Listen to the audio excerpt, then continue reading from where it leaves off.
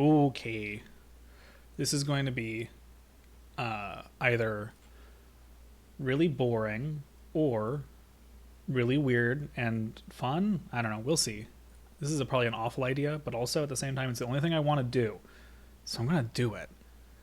I haven't actually done anything for real in a long time. How big is this? Is just like, okay. It used to be uh, 4 by 3 by default. I wanted to change it, but it is 16 by 9 by 2. Okay. Um, where am I going to begin? So the plan is to make. I'm gonna make a new. I'm gonna make a game from scratch based on an idea we discussed in one of my Discord servers. Hopefully, I can actually just do this like once a week. I don't know. That's the plan anyway. I'm just gonna make something, and it's gonna be something relatively small. It's going to have what you might call programmer graphics. It's probably going to be silent because I don't have. I don't know. I mean, I could theoretically go out and get sound effects, but like music is tougher. I don't want to just use some default crap anyway, and it's gonna be fine. Don't worry about it. Just it'll look weird. So we're just gonna. I'm gonna do some of the stuff I usually do on this sort of thing.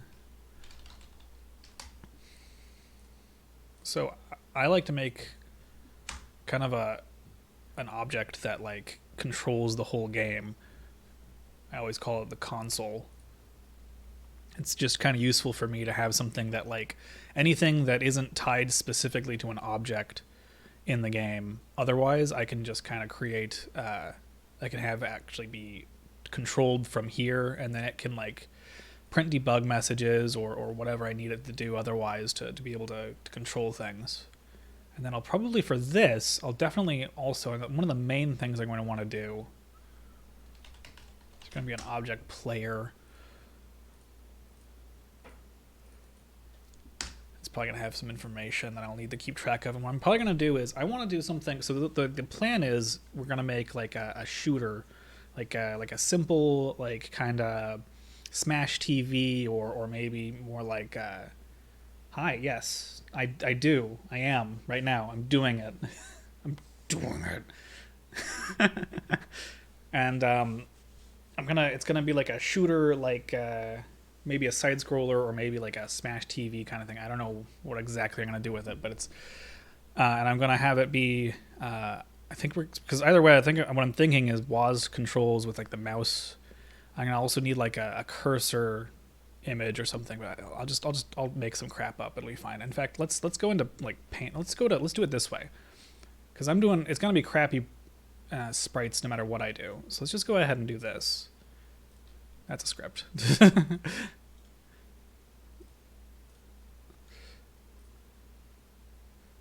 They both start with S. Okay, we're gonna create our crappy player sprite. Let's start with that.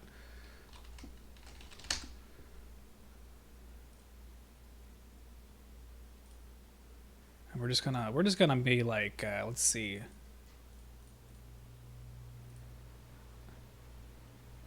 Here's our crappy player sprite. Let's do like ellipse tool. And we'll just like, there you go. Yeah, that's the player. There it is. Where's the eraser? I don't use this very often. I usually don't really do sprites at all, but like I just want to have something. So we might want to have collisions or something. And GameMaker works by the way GameMaker works. It really expects you to have like an actual sprite to be able to create. Like you can do like other things, but like I don't want to fuck with it. So I'm just gonna give it a sprite, and I'm gonna make it like that, and then I might need to adjust the size on that, but like whatever. There, now it has a sprite. I can go into the way the simple way GameMaker works. We can change the color in the background here to something where you might be able to see that. Not too bright. And then I should be able to just drag this guy in. There you go. There's the player. I'm probably going to want to get that smaller, but that's the idea. And then let's see. I want to start with making it so you can control the player character. There's a couple ways I've done that before. For this, I could make it so that it's a script in the step control like event, which is just something that happens every step, which is just every frame. They've been calling it steps since like way back when. I think it was to like, I don't know, use their own terminology that people would understand better. I don't know, but that's what they call it. And I could instead use the key pressed. So like every time you press a certain letter, it would do a thing. I'm going to go with this. I'm going to make a step event. So basically just every step, this is what happens. So like you can say like if a certain key is being pressed, if I recall correctly, it's like, I'm going to have to look some stuff up because I haven't done something quite like this in a long while. It's like, keyboard check pressed. Check will check for if the key is currently being pressed. So if I put in the step, it'll be like as long as it's being pressed, whereas pressed is like if on this frame the key was pressed. So and then it just ignores it after that. So I'm gonna go with key check, and then if I recall correctly, you need to. I might have to look this up. Let me pull this up. Oh, I just re-download the stupid help file. There we go. Okay, I've got this up on my other thing, and I'm gonna go ahead and I'm just gonna look up the keyboard command because there's one that you need for like. Let's see. I don't want any key.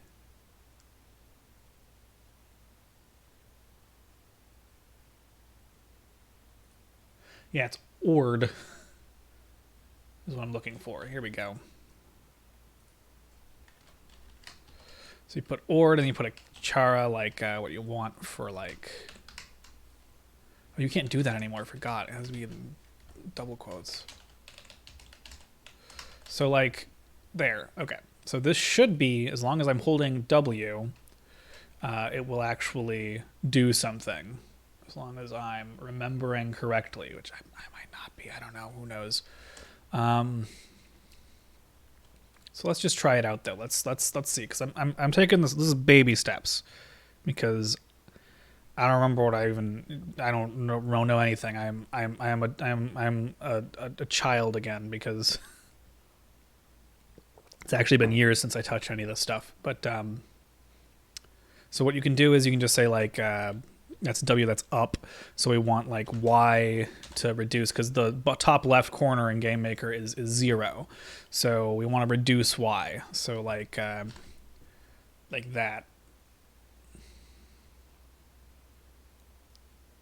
So when I press W, it should go up, but it's not. I don't know why. I might be actually need to make it capital letters on here. It shows it on the thing, and I was like, is that right? Yeah, there we go. And yeah, it's that simple. But I don't want it to work that way. I'm a stickler for like little details, and I always love to have like I'm gonna put a tiny bit of like momentum to it, is what I'm hoping to do. So like instead of like we have like Y minus equals blah blah blah, what I'm gonna do instead is I'm gonna say like as long as you're holding down the button, it's going to increase a vector. So I'm gonna have like a VX. And this is going to be like, so basically it's going to make, when I hold down the button, I want it to increase the speed at which you move in that direction. It's just going to take like 2 or 3 frames for you to get up to speed, I think.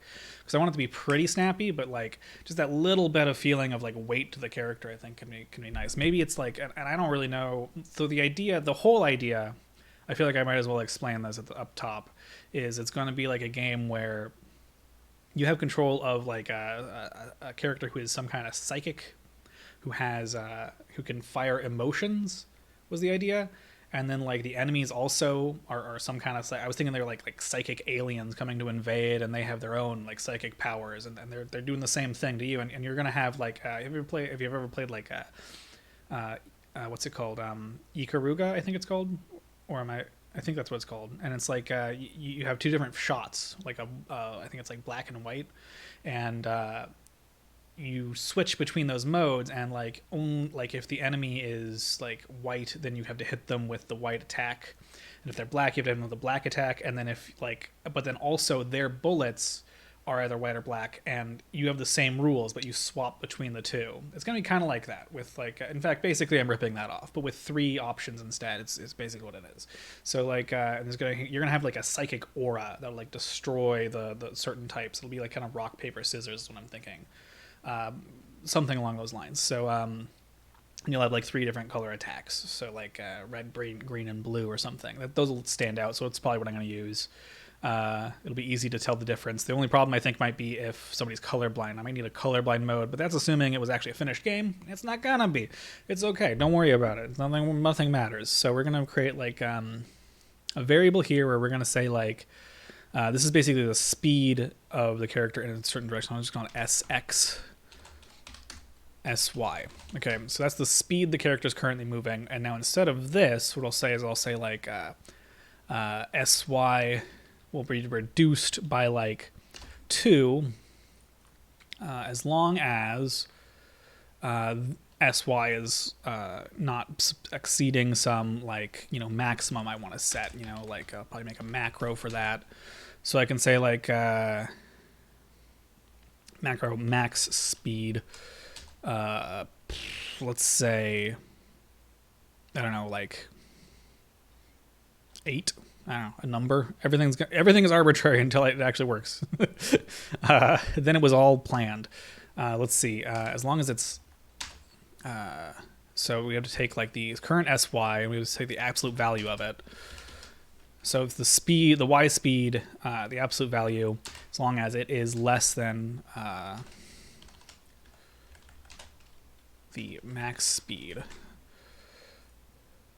then we're going to say SY minus. Now that might not work though when you think about it. Now let's see.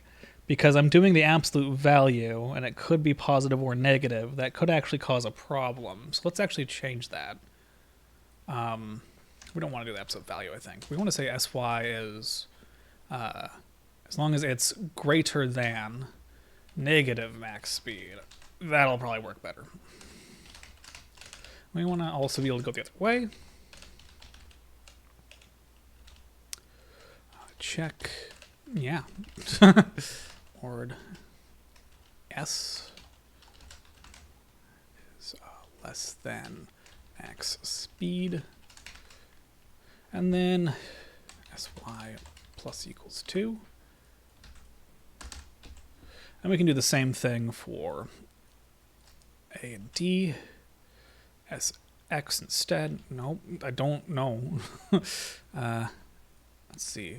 A is going to be, yep, that's correct. And then it's not going to move yet though, right? Because all that is changing a variable I made as the actual coordinates. So we're going to say like if SY is, it's not equal 0, we're going to say Y plus equals SY. And we're going to do the same thing for the X. There we go. I think that'll work. Sort of. You're not going to be able to stop, but I should be able to move. I can actually kind of stop because I can like push in the other direction. But like eventually, I'd rather that when you let go, you stop moving. It's a little bit stiff though right now. I might need to mess with this. I don't like that movement at all right now because it feels like I get stuck in like yeah, sure, or side on or something. I don't know. It's not done. I'm just kind of I'm winging it for a lot of things. I have like a design document that has like the ideas for it, but like I'm gonna kind of wing it on everything else. But this has a little bit of momentum, but then like it feels like you get stuck in certain directions. I think maybe if you like just move just a little bit, turned a little bit slower, you might be able to. Let's see.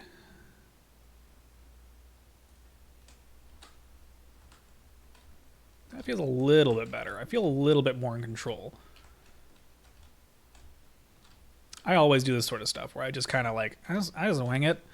I don't know, man. It's why I never get anything done. But like, that's kind of part of the point of this is like, now I've got to, like, I'm on stream. I'm going to probably take a break at some point and like play a game. See, I can't really stop, but theoretically I'm going to make it so that you can stop. So I'm going to make it so that like, yeah, I know. I'll have to do that. And you can say like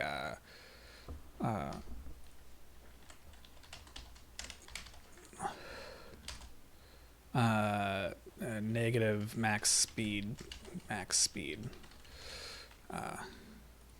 plus, or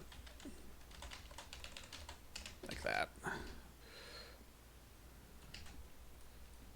There's a function for that.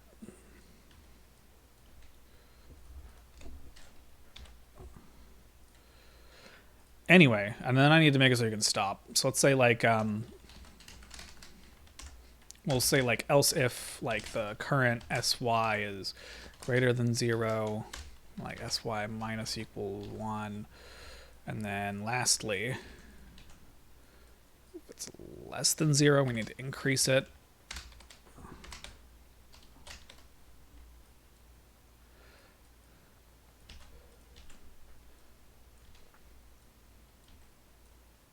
No, not max x. I'm trying to just type an x, man. All right. I think that should make you stop, too. Oh, no. I fucked up. What did I do wrong? Wait, let me think. So now it's... Oh, right. Duh.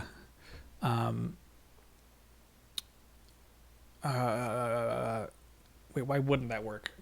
Oh, it's clamping the x instead of the xx. I'm an idiot.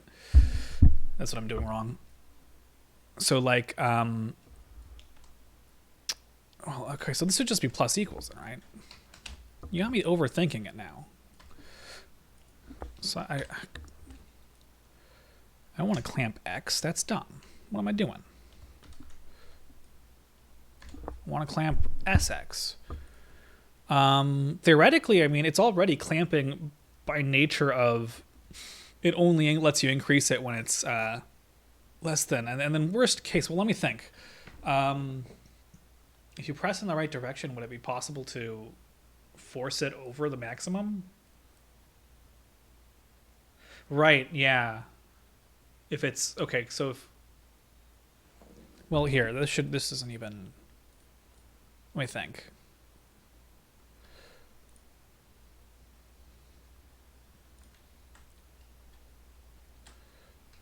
I feel like you slow down too quick now. I should increase the max speed anyway. Let's make it like 16. We'll double it.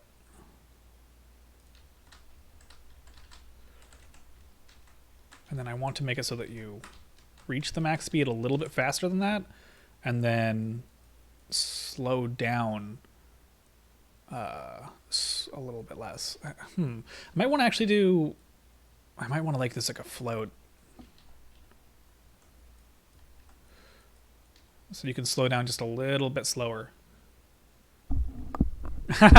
It's fine. I mean, I'm not a professional at all. This is like, I mean, that's why I'm fucking streaming this. Is it's just a hobby thing. So I don't really mind. Snappy.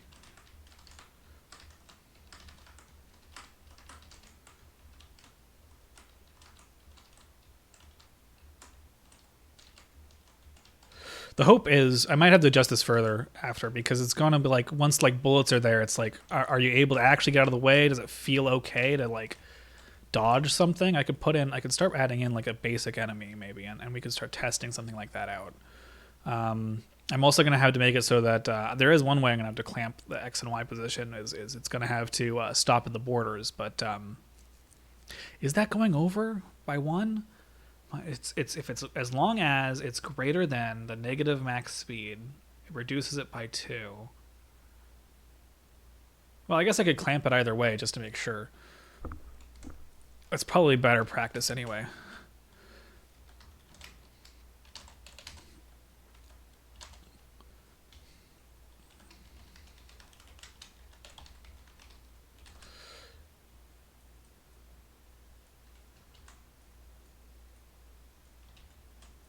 Just plus. What? Oh, I'm missing a. No, oh, I forgot the frickin' equals. Oh, don't freak out, Game Maker.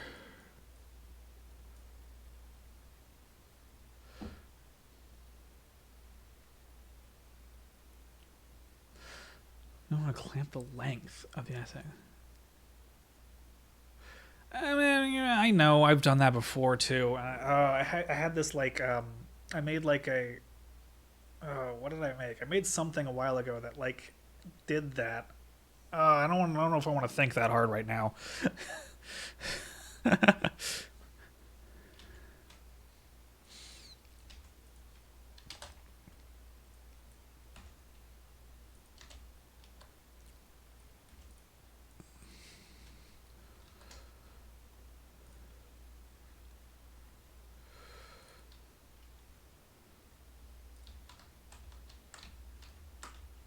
Do you go faster when you're diagonal and this way, right? Yeah, you're definitely faster diagonal.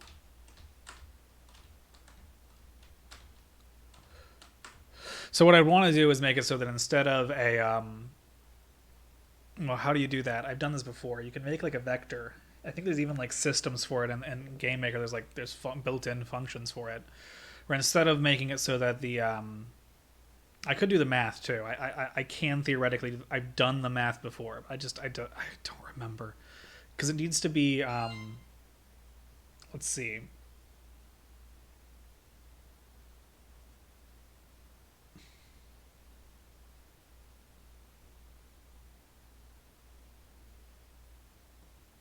Well, it's just like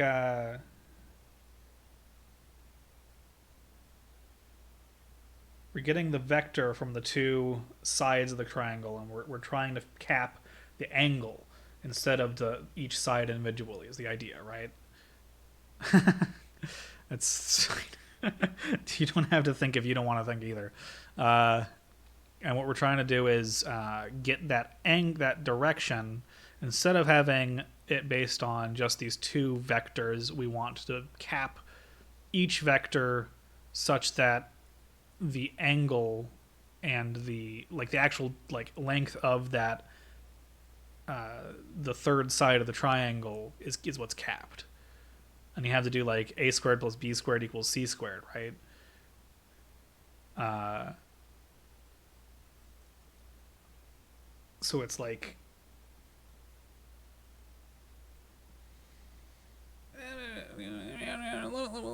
wait, let me look something up.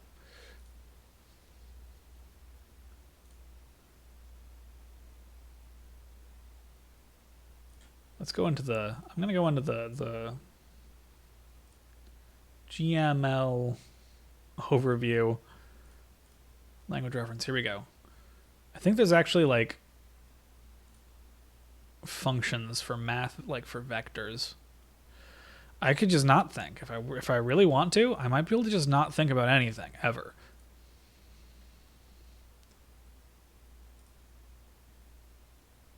There's literally a function that'll take like a length and a direction and determine like the x of that.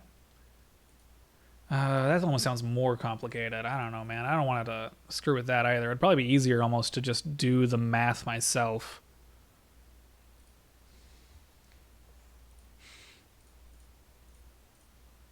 Let's see.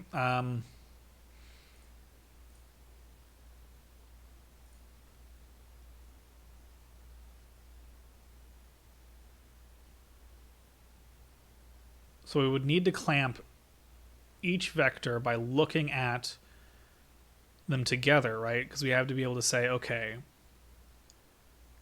if you hold down like both directions at the same time, each individual like vector, each speed needs to be clamped such that the 45-degree like direction are actually moving in clamps to the maximum speed, right?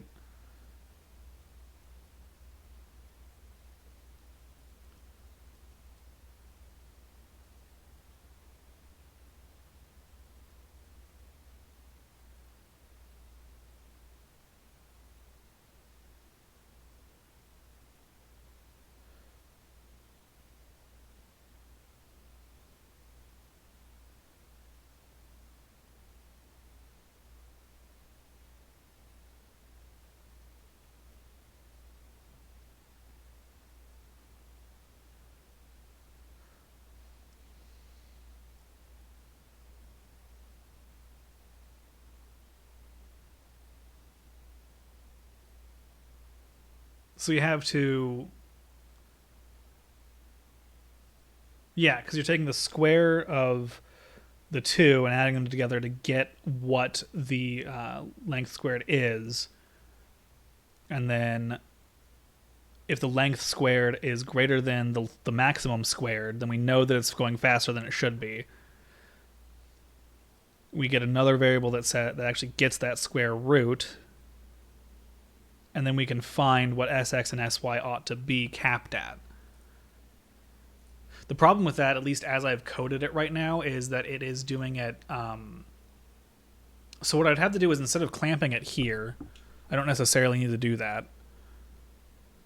In fact, what I could do is I could just say, like, let me think, because I don't necessarily want to clamp it inside of there, but at the same time, it would be kind of pointless not to. So I could check beforehand if adding to them would actually be bad, and then I could go ahead and not do it. That's one way to put it, right? Or I could make it do it and then clamp it after. It's really the same difference. It's not like it's huge math. And it's going to have to do it either way. So I guess I could just go ahead and do it that direction. So like I could just say, like, I could leave the clamp. Doesn't matter. It's never going to go over that either way. And plus, on the other end, we don't want it to anyway. And then I could say after that, after it's figured out how much you're adding, we could go ahead and have like our like you're saying, like length squared equals the current sx times sx. So we just say like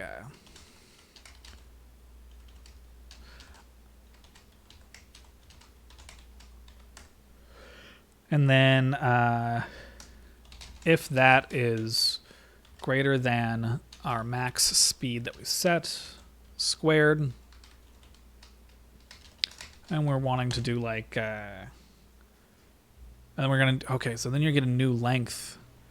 So I could just call that like L. Let's put it up here, why not, just in case. And then there actually is a square root like that, and then the L length squared.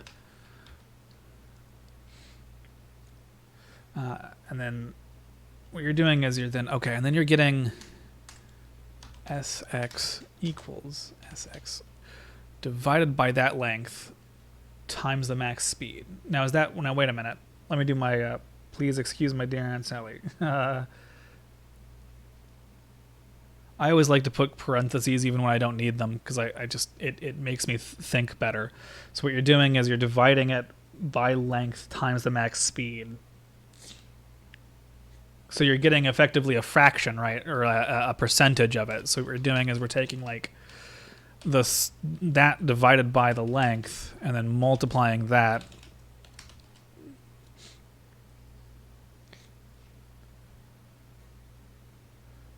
Clamped. Okay. I don't know if I can do that by also setting it to something. Oh, that's kind of tough in Game Maker. Hi, Paloma. Speed.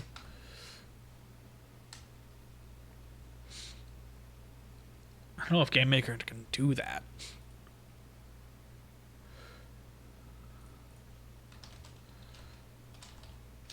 Listen, it's fine. Everything will work out perfectly.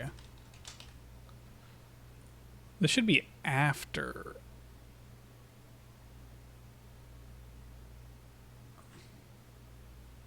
Yeah, I put this on. There we go. How's the birthday going? That's a good question. Happy birthday, Boodles. It works, so that's good. Like, there's a cake. Sweet. I haven't had a birthday cake in years.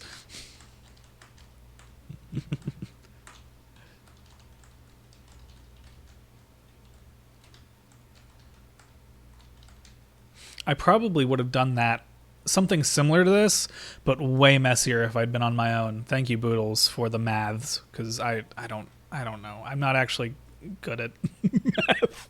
I should be. I usually end up like a combination of like looking up equations and then brute force is usually how I end up anywhere. Sausage dog cake. Well, I personally I don't know what a sausage dog cake is, so I'd personally go with the chocolate. What kind of game? It's gonna be like a shooter game, like a pew pew shooter game. And right now all I've got is the moving around. What, how is that? What? I know. But I put it in, damn it, and I didn't want to think about it.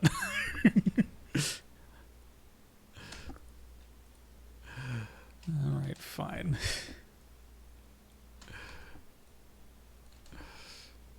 You're gonna make me clean up my code. Yes, Mom.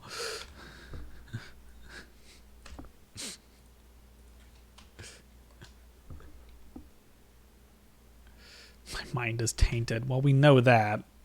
I don't even know. How does what are you talking about?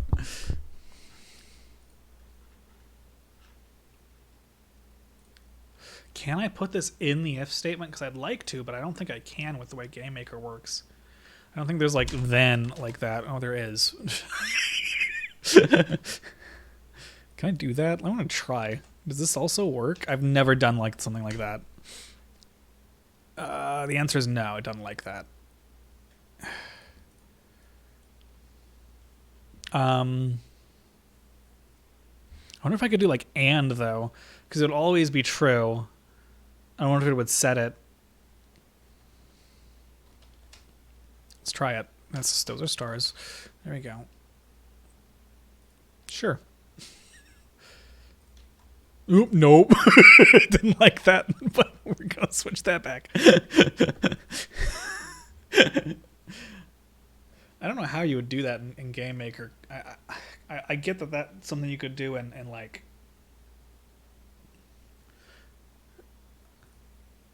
Oh, that's fine. Whatever. Anyway,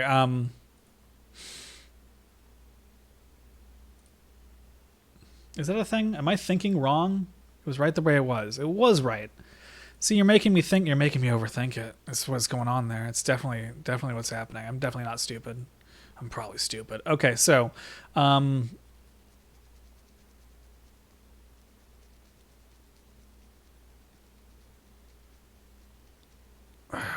don't think I need to keep track of anything else yet. We have your character. I might want to make it so that like I might in fact clamp these. I should clamp them to the size of the room. Or I could actually, what I could do is what's one way I could do it. If I clamp it, you'll kind of snap the edges. Work sent you donuts. That's nice. I want donuts. I have a. I'm gonna be fat. I have a cinnamon roll that I got from a place. I had lunch and I had this delicious melt with onion rings, and I forgot my drink. But I got a cinnamon roll also, and that's I've been nibbling on that. If I clamp it to the edges of this, it might look a little weird when you get there, but I think it'll work. So maybe I'll just do that.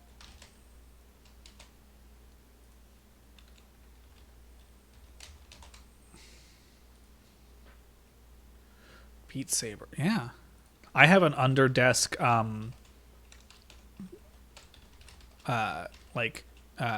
little tiny like crappy what do you call it, like stationary bike basically.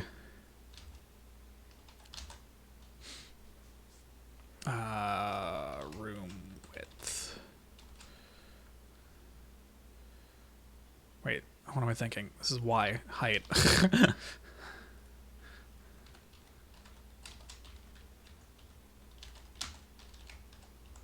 There we go. Should be able to not move out of the room now. You can. Now you can't get back in, I think. What did I do? Wait, let me think. Wait. I should clamp it from 0 to the width of the room. Is that not a good idea? I shouldn't clamp it, maybe. Whoa. What the heck? It's just gone. Yeah, I can't move left or up. I can't move left now. Why can't I move left? Plus SX 0 comma room width.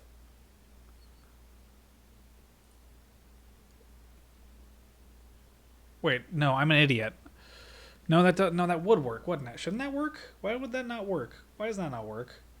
S plus SX 0 to the room width. So if it's anything below 0, it should just stick you to 0. Why wouldn't this work? You know what? I'm just going to take it out for now. It doesn't work. I don't know. My brain's not doing something right in my head. Fine, whatever. We'll just leave it like this for now.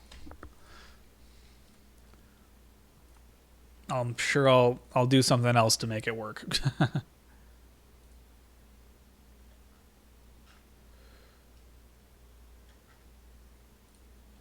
Okay. Well, in any case, that's your character. Let's make a let's think. I might do a draw step and have it just draw like a reticule or something for like your shooting. So like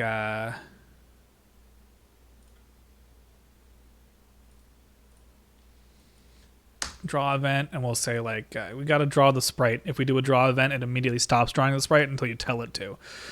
So draw sprite, and we can just say like I think it's sprite index is just its current sprite, and then we can draw it at its position. I think that sprite, let me see something.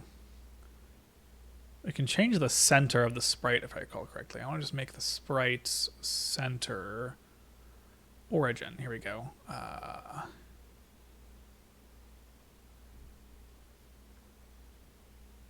Middle center. There we go.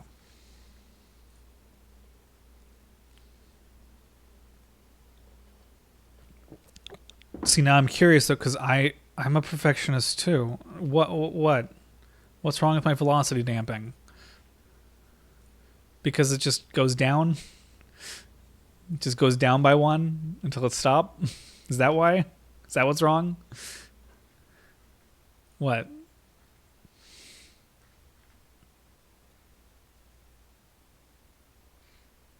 What is it? What's wrong with it? What's wrong with my code? What do I do?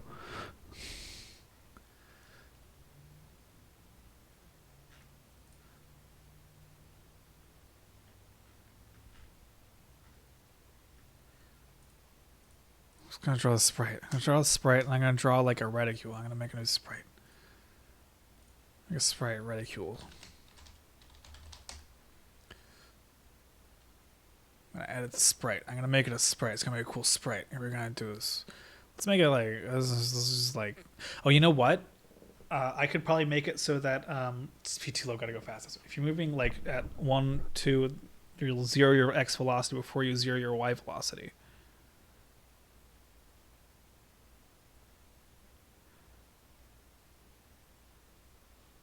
Because wait, okay, because currently it's just going down linearly.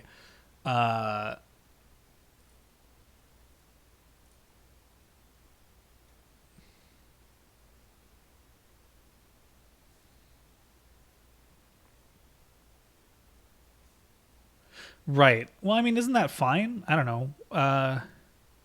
Do you think like it should be based on like I should be slowing down on the angle you're moving at also, like instead of just linearly moving down the two vectors, I should actually just have the actual vector move along the angle that you're moving at is probably what you're getting at, right?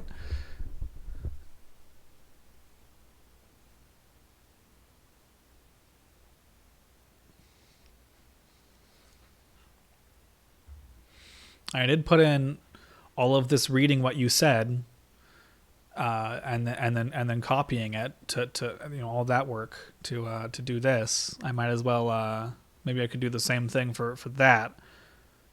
Basically, it would effectively be something similar to this where I'm trying to instead of just having each one linearly reduced by 1 every step, it would figure out the current total velocity, and then reduce both such that that full vector is reducing over time instead. Because currently it just ramps them both down. Okay, so then that would be like...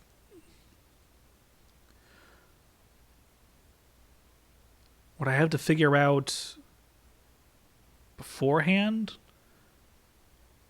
what that vector is, and then... So I'd have to do something like this ahead of time. But I want to do this here. Do I have to do it twice at that point? So I can like figure out the current vector, and then if you're not holding the button, it reduces it by it reduces the current vector by 1. But then like if you're only holding in one direction, you would still, I don't know, how would that work out?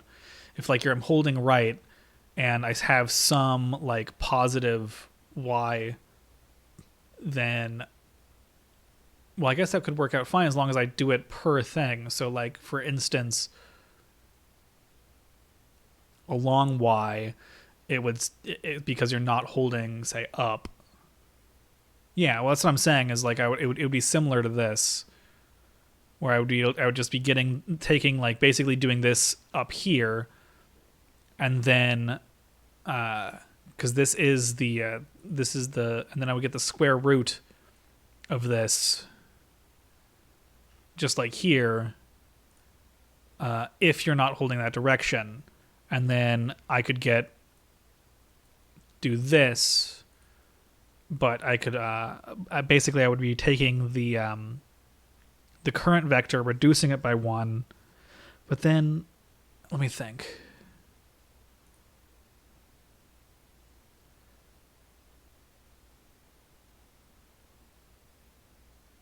Well, I guess that could still work either. I mean, I guess it could work. Then again, it kind of works the way it is. But it sounds, I don't know. Like, what if I did like this? Oops. I hate that. I always forget that happens. There we go. I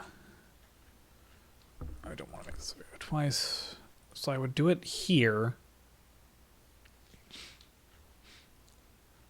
And then if you're not holding it, then it would reduce it by, instead of just reducing it by 1, it would reduce it by the amount that it is over the square root minus 1 or minus 1. We would need to get the square root and then subtract 1, because that's then the actual vector. And if we divide it by that, we'll get the current like amount that it should be, right? So like so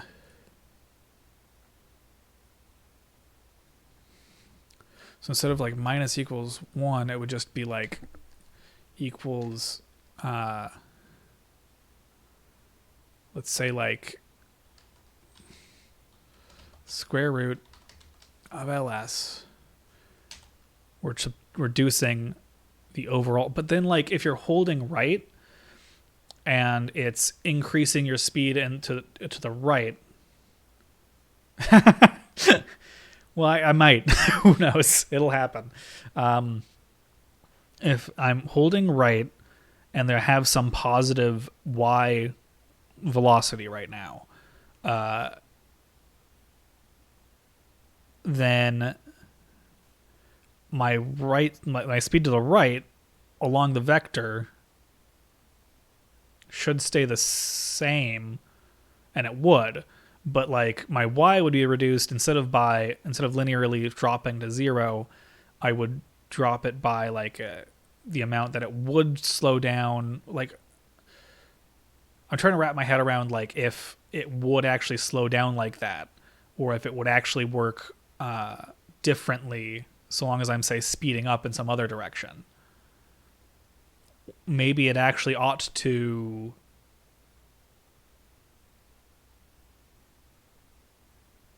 Maybe all of this, like, I don't, maybe this shouldn't be here. Maybe we should check later for if you're not holding a direction, and then have the dampening be part of the clamping, so that it like, how would that doesn't really help me necessarily, does it?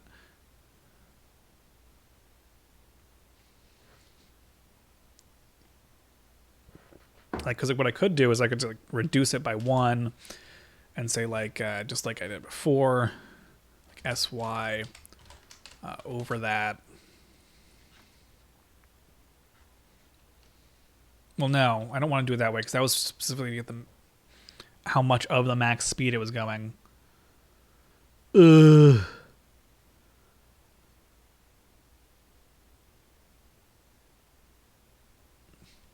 I don't know. Maybe I'll figure that out later. I don't. That's too much braining right now. Let me just go ahead and draw a dumb reticule. I was thinking I could make it so that like it's actually got like.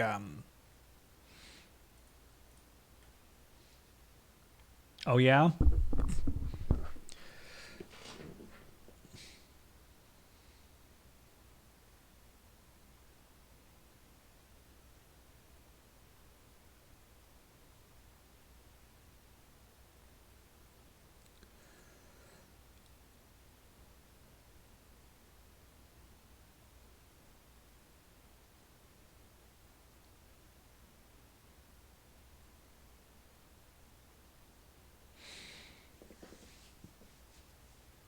Okay, so you are getting the fraction of what the speed ought to be, basically.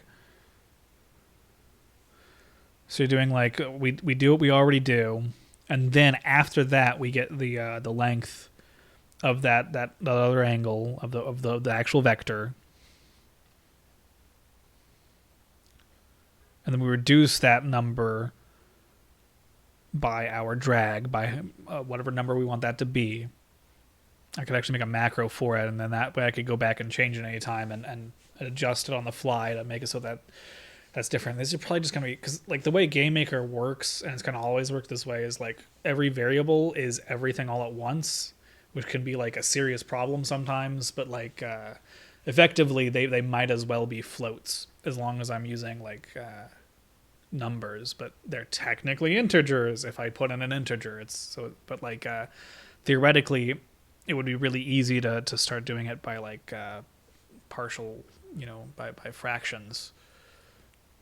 In any case, fine. You know what? I'll just do it then. Just do whatever, man. If key pressed, so you're saying we do what we already do, and then you're actually getting another like the same as this, but with the square root already applied.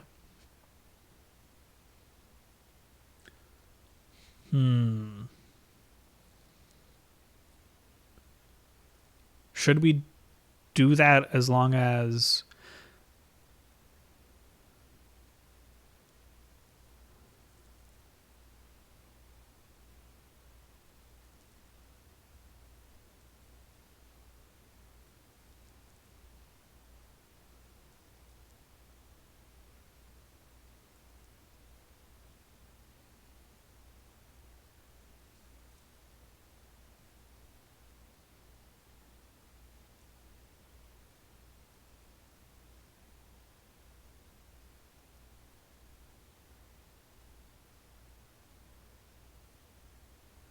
yeah.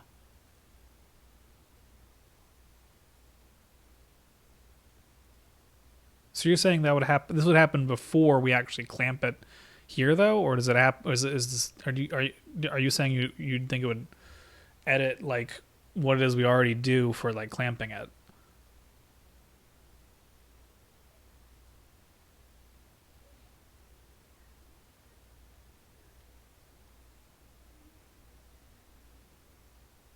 Yeah, that's what I thought. Okay, well,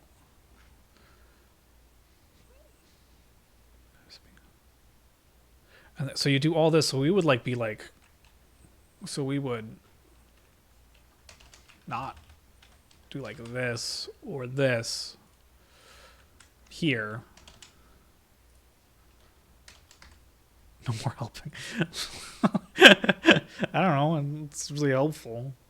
Only small helps. Okay. I mean, the pseudocode is in fact extra helpful. So like,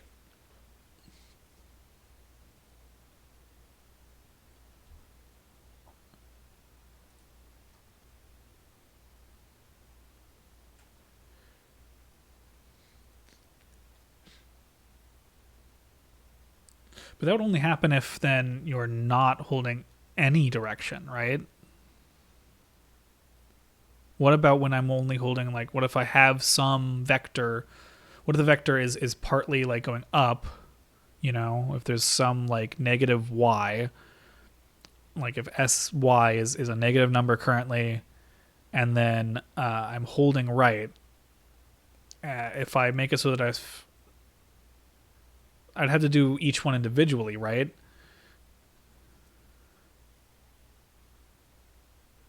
Because like that way, if I do it exactly as you've written there, which obviously it's pseudocode, obviously it isn't necessarily exactly it anyway, but like if they did exactly like that, then it would you'd just keep going up forever while holding right, even though you're not holding up or down. So what I would need to do is something similar to what I already have, but that would actually go along the vector instead. Right. So like if I like always apply the drag at all times, you're kind of fighting against it, but I could just increase the how quickly you gain speed a little bit.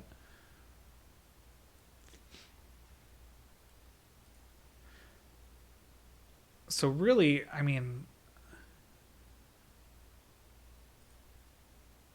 I could rewrite the whole thing then to work better along those lines. So like imagine instead I had so currently what I'm doing is like press button, add linear velocity, right? And then separately we're doing like and then clamp to actual velocity, right? Is basically what we're doing right now.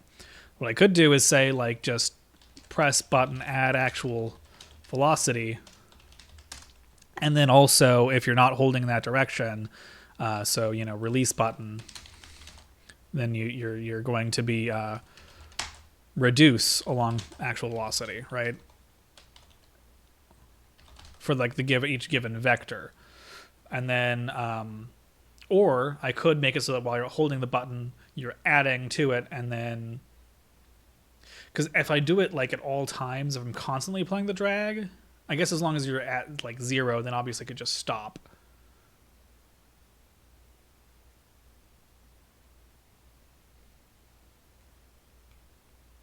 So like I could say, so I'm looking for, and then instead of the way it is now, if I'm holding right, it's just adding linearly to the x velocity, right? What I could do instead is have it so that it adds to the velocity based on, well, no, maybe that's not possible because it can only really work along that part of the vector.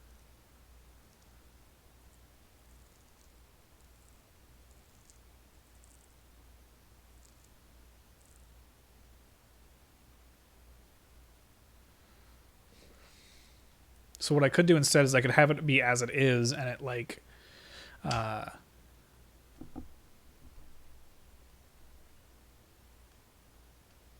so it does everything as it is already, and then after that it then reduces it all directions along the vector afterwards. So you're just fighting against it. So that would just be like here, it would take this and it would say, okay, well,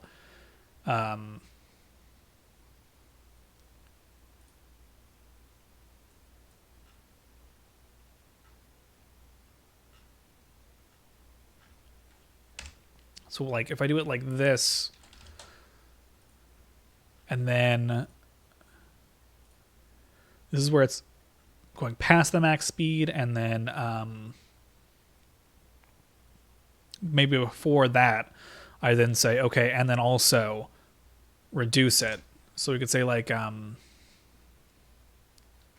long as you're not holding, say, in W or S, so you're not going up or down, then I could apply it along that direction, and then also separately, if you're not holding left or right, apply it along that direction. In which case it would be like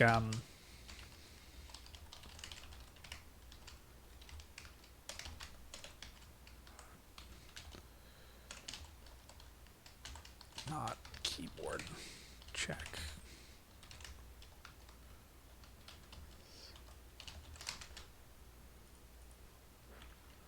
So it'd be like, as long as you're not going up or down, then we want to do the up and down. So like, it would take like, L would equal the square root of S. And then we want to like reduce that by whatever our drag that we want to do is.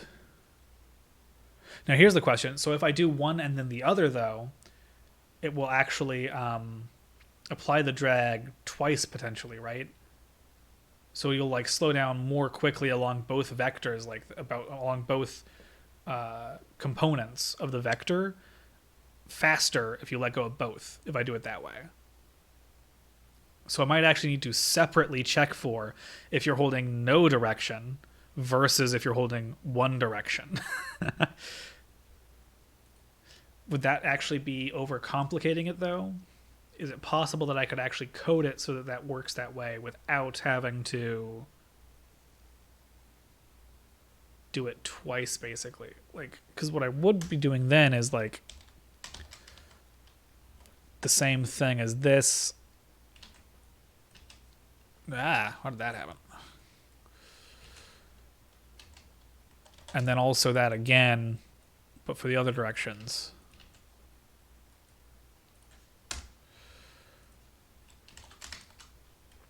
And then else if for that. Because otherwise it'll be a problem potentially where like, so we do like A and D. So you're not holding in any direction, in which case apply the drag to both components of the vector.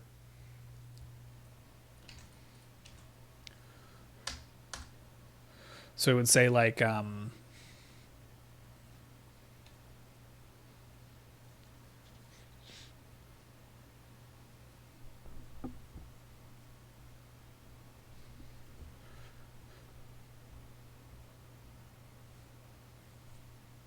also add the drag to your acceleration to cancel it. Yeah, so which would just mean like increasing the acceleration based on that drag. Which is why like that's one of the reasons I feel like I should be doing the acceleration as a component. Like each part should be adding, how do I put this? Well, I guess like it's sort of like, because like in my head it's almost like you're controlling like some kind of giant mecha kind of situation, right? And or it would be similar to like controlling like your spaceship in like Outer Wilds. So like you press a direction and it's literally like a little rocket is firing in that direction. So it is by definition linearly applying that force. So that part makes sense. The problem is making it so that it realistically then slows you down, because in this game you're actually in like the atmosphere. So like as you when you let go of that direction, you're going to have drag, you're going to have friction that slows you down in the air and stops you. So the question is making it so that it realistically actually applies that force, which might be more math I feel like doing right this second. I don't know. We'll see. Because like that's not just worrying about, like, for instance, if I'm applying a force in one direction and then the force that might currently be like that I'm no longer applying in another direction but still has a component in the vector, might, like So like I'm going this way, and this is like I am currently applying a force. Well, there, in this direction, and then I did apply a force in this direction, but I've stopped, right? So this should start to reduce over time. And my question that I might need to look up some physics for is like, is that because if the way I had it before is just it just linearly reduces it, which isn't necessarily correct, but in the particular case of this might work better.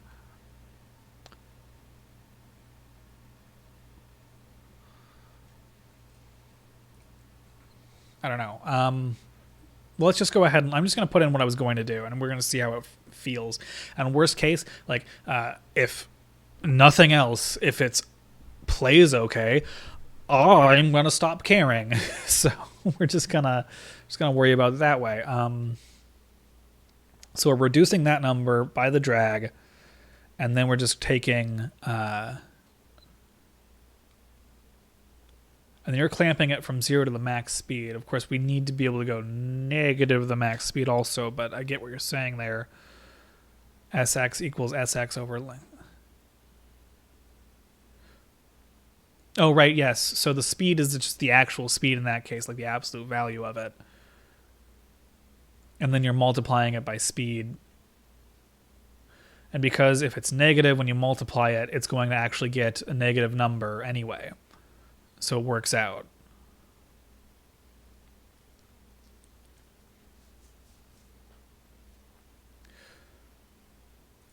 My look, the way I'm doing it this particular way though, so what you would be doing instead is every like step, instead of doing all this, every step it would just reduce this by 1, basically.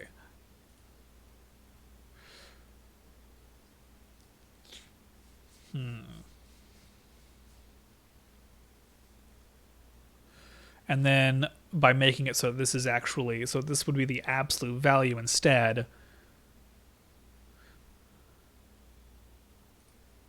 Well, it doesn't,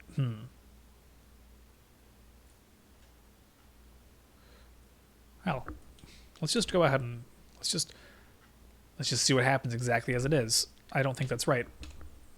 Of course, I could be wrong. What? Yeah. Huh. Okay, so right now I can't move left again. I don't know why I can't move left. Why can't I move left? Oh, minus equals Sx. I have a fucking bug. That's why I just straight up messed up when I subtracted off the other stuff. So now I don't stop. Okay, wait.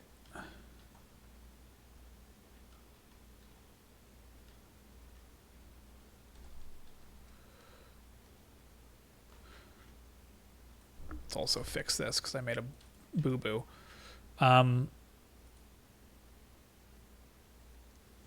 Also add your drag to the acceleration.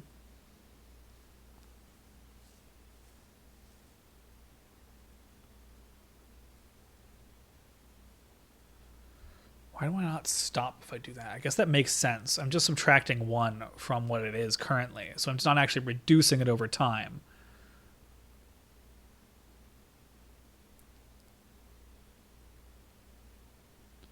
Yeah, and also, yeah, and you're right. It's because I'm doing that inside of here where it's only doing it if you're over the max speed. So I could change it so that I in fact do what I was originally saying, which is, but technically is actually technically more realistic to apply the drag at all times.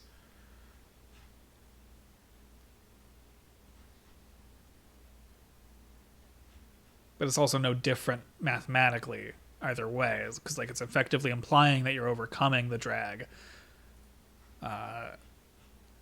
It's a difference of like adding 1 or not to like the actual speed that you're to your acceleration. So I would want to do it so that it's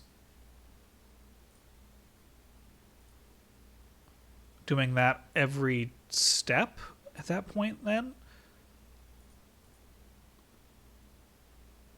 So,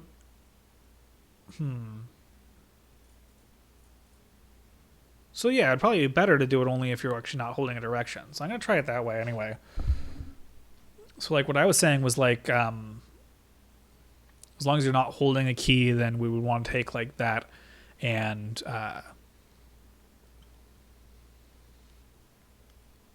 say SX equals SX over that number. No, wait, what am I thinking?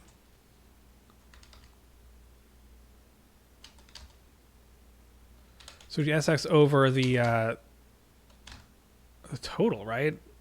Would have to be the square root. So it'd have to, you're right, I would have to separate those out. So it'd be like this.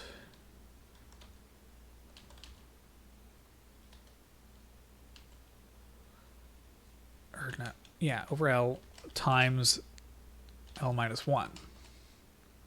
Right?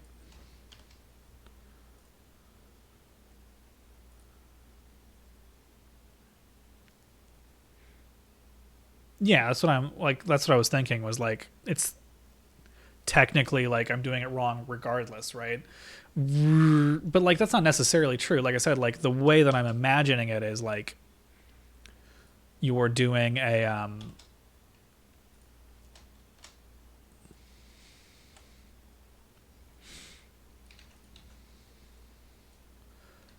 you're literally are applying like a force in that direction, right? It's not like it's not that you are steering a ship. In my head, it's more like you're applying like a force with like the lunar lander kind of thing, you know? Have you ever played like those old like lunar lander kind of games where you have like, your your little ship. This guy. And then you have like the little force, you know, little thrusters like that. That's what I was thinking of it working like.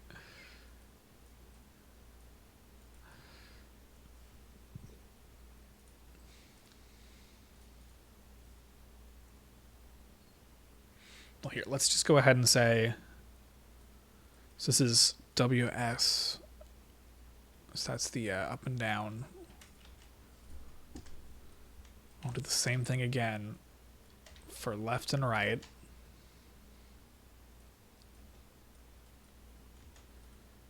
Is that gonna work? Because I think my brain is saying no, it's not gonna work. Oh, well, it's definitely gonna work if there's a freaking crash. What? Come on. Why? Because it's not moving. It's not moving, so it's trying to do math it can't do. It's trying to sound like so we have to make sure that ls is in fact greater than 0, because otherwise it doesn't matter.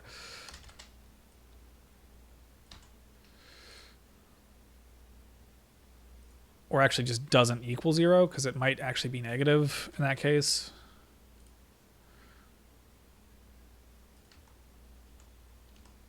I stop.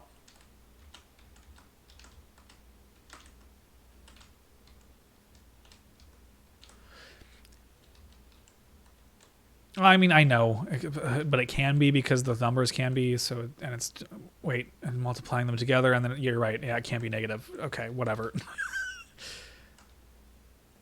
I still need to get to where. Whoa, what was that all about?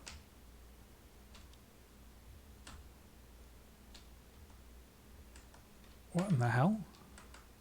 What happened? Well, that's weird. I might need to. Wait, I can't actually hear. No, screw that kind of debugging. This is stupid. I'm gonna draw it. This is what.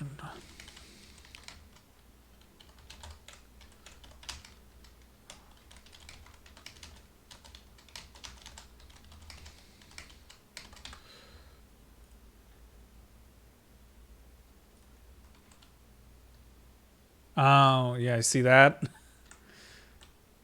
Rounding errors and shit. Something's going on. So it's like it's bouncing around 0 at times. So I need to fix that too. And then sometimes I'm getting to where I can't even like move. I need to clamp the speed to 0. Do what? Fine. I guess that makes sense. So this needs to be clamped to 0.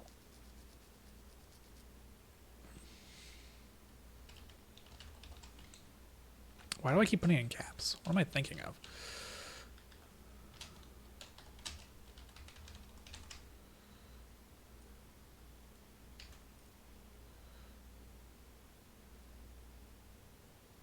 Wait. Why is this -1? What the hell? Oh, because I put it in like that before? Whatever.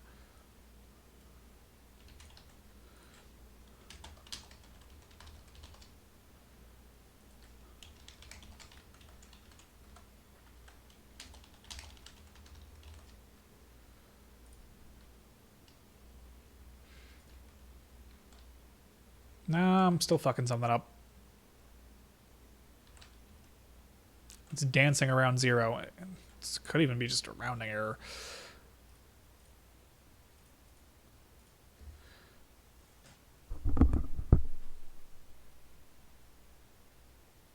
Right, okay, wait. I'm subtracting 1 here. So this also needs to be clamped, doesn't it? Because otherwise it's going to go past 0 when once it reaches 0, isn't it? Because it's going to go to like 0 and it's going to go -1.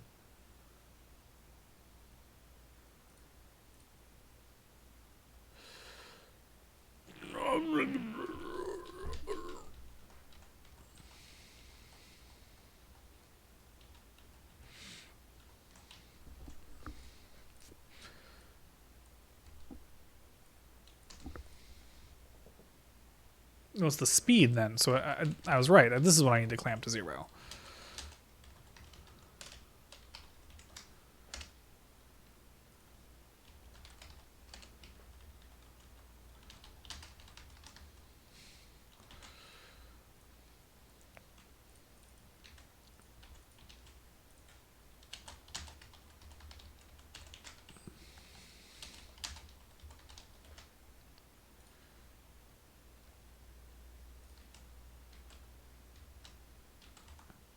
You were right. Yeah. Okay.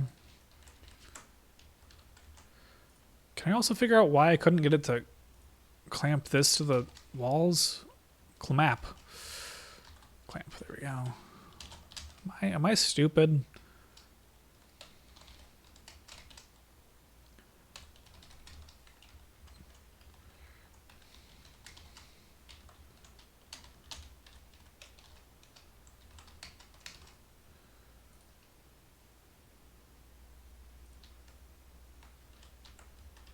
No, that works. Okay. I kind of get stuck against it. It should also, like, when that happens, instead of making it so it just clamps it, it should just stop the velocity in that direction completely. So instead of clamping it, it would just be like, we would just, after, like, maybe even before anything else, we just go ahead and say, well, no, wait a minute. If you're at the wall, never mind, it's 0. So, like, if we're going to make sure also that you can't, like, go past the edge of the room.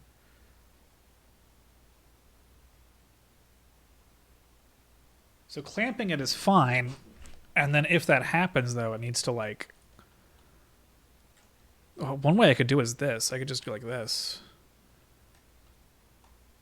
Wait, what? I don't want to do that.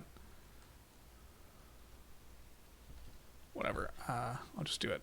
So I could do is I could clamp it, and then if it's equal to the edge, then I could just say, okay, well, you hit it. Now don't go that way anymore. So I could say like,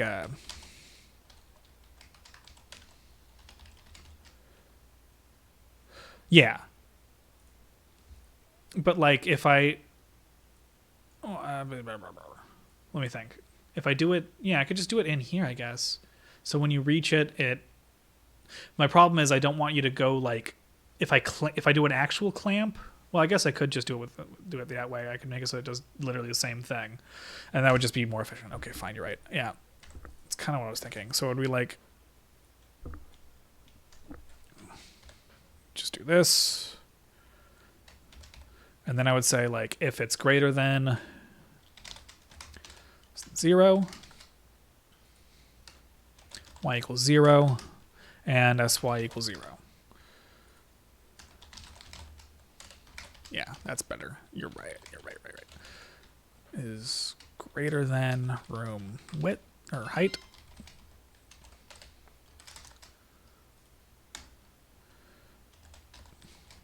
Height. Sy equals 0. I'm gonna do the same thing over here. Okay.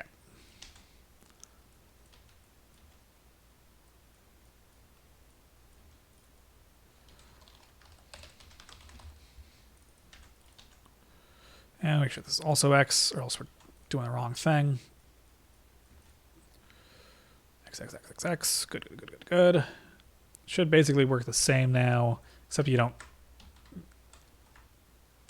Yeah, they actually stop at the wall instead. Cool. Okay. Now, what I was thinking with the reticule is, I think if we make it white, you can actually change the color. So I want to make it so that like it's whatever color you're currently using for your bullet. So let's do like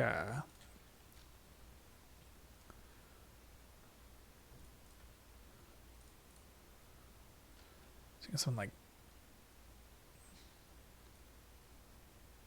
you can do like I think you can even do like mirroring on this, maybe. That'd be so nice. Can I do that in this? Flip brush tool, mirror brush tool. I don't know what that means.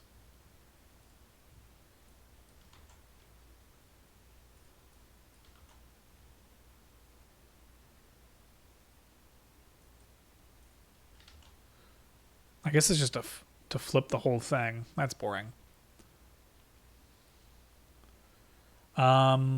Whatever. I'll do it manually. I'll figure something out in a second here. So I was just gonna like that. Sure. And then like I was gonna like do a cross in the middle. I'll see if I can figure out how to get that to actually work right.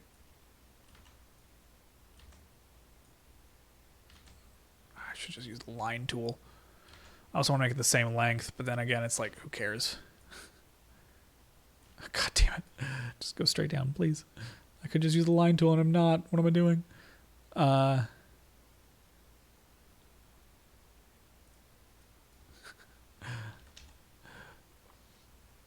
then I'm gonna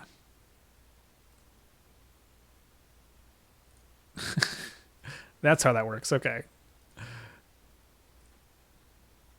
There we go. And then I thought that was something like that. And then we could do like try to find like the exact center ish, because I think it might be odd. Close enough.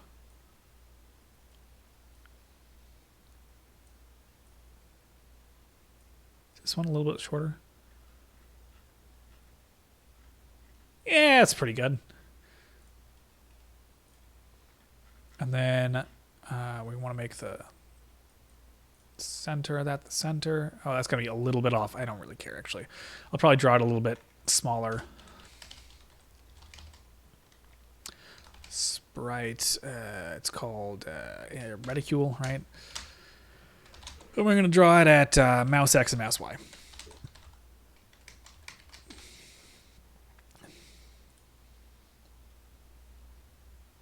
Ta-da! I'm also drawing the mouse right now, but who cares? It's probably close enough. I don't actually know how to. There's a way. I think it might be a setting technically for whether or not you draw the mouse.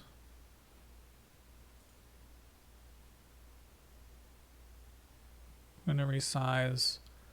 Start full screen, display cursor. There it is.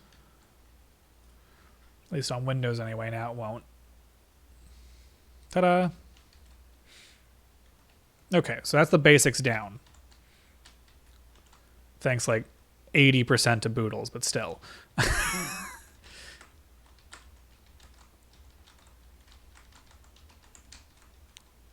So you have reticule, you have a character. Cool. Let's just shoot. Let's make it shoot. We'll make like a new, or it should probably just be an object. The simplest thing would be to make it an object that we can just recolor. So we could just like, there's a couple of different ways we could go about creating like the bullets. I'm probably just going to go ahead and do it the simplest way, which is just, it's an object. Maybe it gets colored based on, so we need to be able to keep track of like your, let's see, I'm going to call it like your aura basically. Right? So let's go ahead and do that. So that's going to just be a number to indicate like basically what kind of bullet you're using. You should be able to scroll through them probably just with the mouse wheel.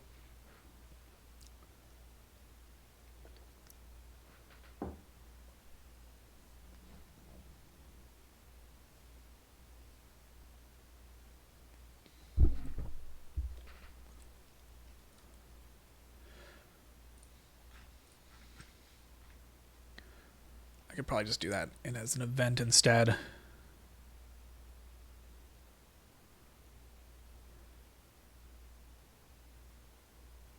then it's like, you go to, I think this is called mouse. There we go.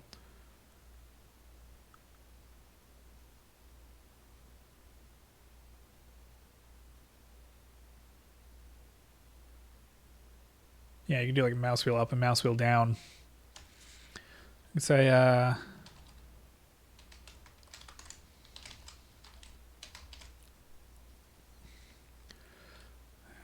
we're gonna have like 3 of them, right?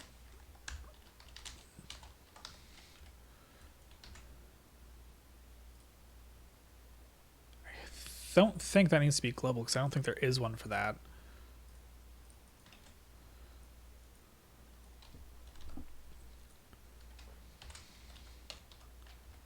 There, and then we'll make it so that like it displays it somehow as like another sprite maybe that we could draw with like an alpha.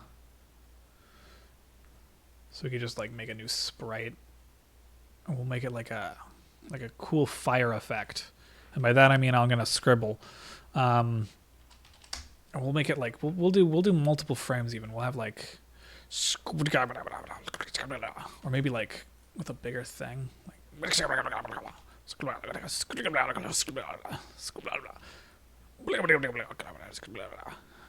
like that, right?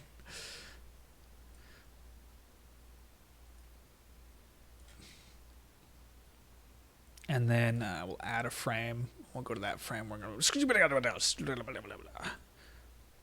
do like 3 frames. How's about that? It's gonna be so cool with all 3 frames of this scribble. It looks awful, but okay. Good enough. We did it. We want that to be in the center because it's going to go over the player character, I think. So it's going to be like a... So all times, really, we ought to be drawing... just right bang. Well, let's see. Let's do... let me think. How do I want to do this exactly? I'm going to draw sprite with the extended version so I can make an alpha channel over it and also choose the color. This is going to get drawn above, so it's going to be drawn last. And it's going to be a... and this and that. So like we should do like... I might as well make it so it's like a macro for that too, right? So I can change it later. So it's like... And then, actually, no, maybe it shouldn't be a macro. It might actually need to be a variable, because I know it doesn't, I'm probably not going to ever actually do this, but, like, the different colors might be something that I want to be able to set so that, like, I can do, like, a colorblind mode. so I can make them variables instead, or I could make it so like it's a I could have like an enumerator.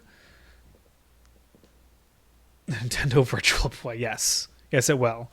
It's going to be backwards compatible with the Nintendo Virtual Boy and the Jaguar, and I will be porting it to PC98 as well.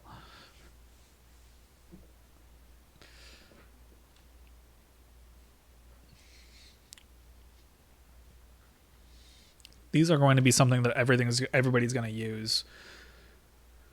So I could put it up here. We could say like we could make like an aura. I could enumerate the auras, and then I could have like so it's like 0, 1, and 2, but then I could have like enumerate. Basically, I have alternates, right? You got a Switch. That's so cool. Birthday plus Christmas. I just got a phone. That's what I got.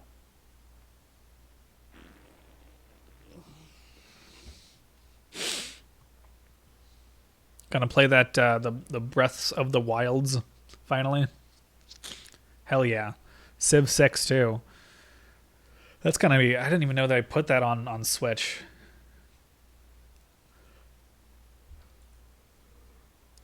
Anyway, I can make it a macro. I can make it an enumerator. Enumerator makes more sense. No, it doesn't. I need to be able to actually say like this equals that to where it. Or I could make it like a dictionary. That's dumb. Well, I could make it a dictionary. Make it a dictionary. It's kind of pointless, but could kind of simplify things. So when the console runs at startup, it could actually set. I could even have an option screen or something. I could go all out, make it so you can actually choose what the colors are for everything, and then that way, if you're colorblind, you can just literally set it to whatever you want. That could be kind of cool. So I could say like I could make it a list then, and then I could just make it so I could say like I don't want to var. It's gonna be like a global thing. So it's like R list equals DS list create, and we could add the three ones to it. So we do like R list. I would say like C blue, C green, C red, like that. And then when we draw it, XT, and then 1 rotation none color. We do aura list. Well, we have to go DS or get it from the console. Pipe aura, and then the alpha for that is 1. That's the reticule, but we're going to do something almost identical with this, except it's going to be drawn on the player's position. Oh, no. I'm the artist. there is nothing. My plan is this, the way this is going to work. This is like almost like a self-enforced game jam. I am making this game. I am hoping to maybe have it be one completable level by the end of this. There will be no art. There will be no sound. I don't care because maybe if we get really ambitious towards the end, we could like look up like free packs of sound effects or something. But like, unless I personally am able to do better art, there will be no other art. So theoretically, yes, maybe that would make a lot of sense. I could do a different sprite for each color, and like it could look a little different potentially. That's not going to happen for now, though. I'm going to do. I also needed to step through the different. I think you can do that during the draw, actually. So we could say like.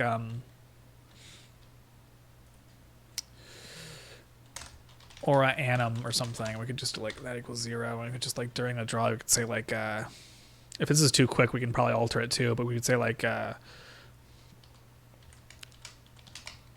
plus Actually, I think that stupidly, I think that even now, Game Maker used to do everything starting at 1 instead of 0.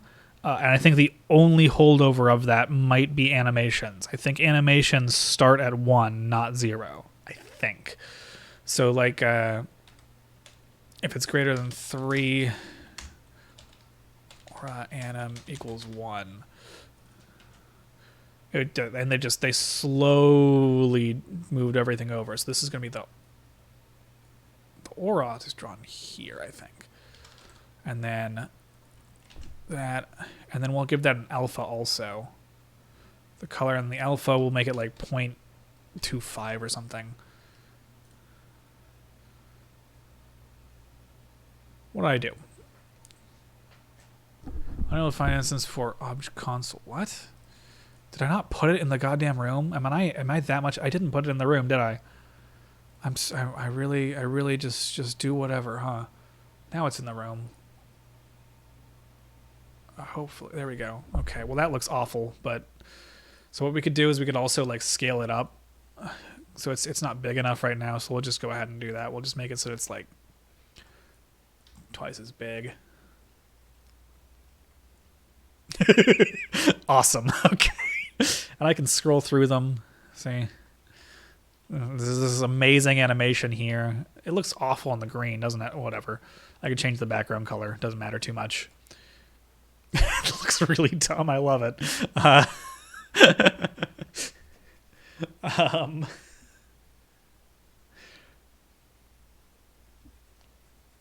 So let's see. And then I want to make it so you can shoot. Ship it. Done. This is it. It's the one. So, now I need to make it so you can global left click and shoot a bullet. A bullet. Which I think was just going to be another object.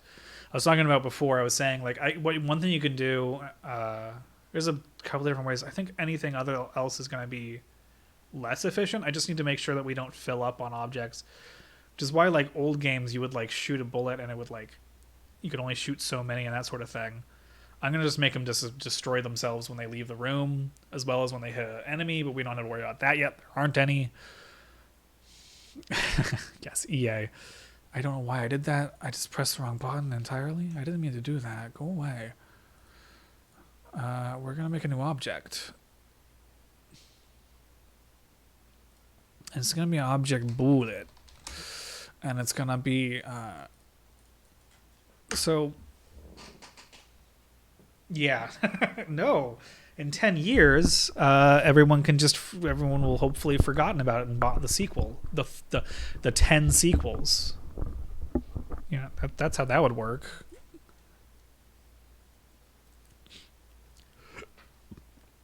Updating it. Have you seen the state of The Sims 3? It's nuts. Like, there's tons of stuff. I think bushes crashed the game. Something like that. It's like it's awful. It's unplayable. They're not going to update it.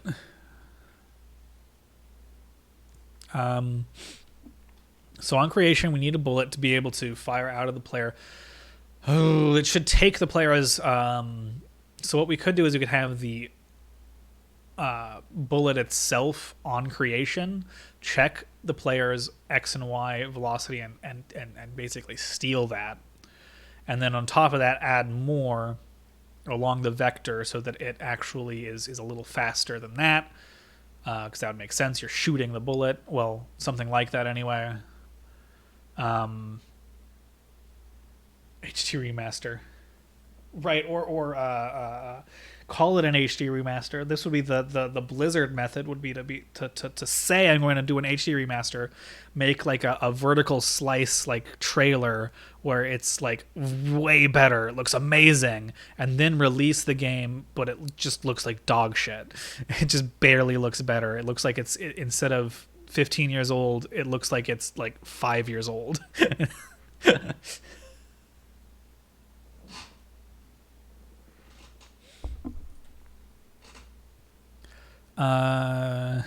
So it steals the X and Y speed of the player at creation. So we'd say like your SX equals yeah, same thing, yeah.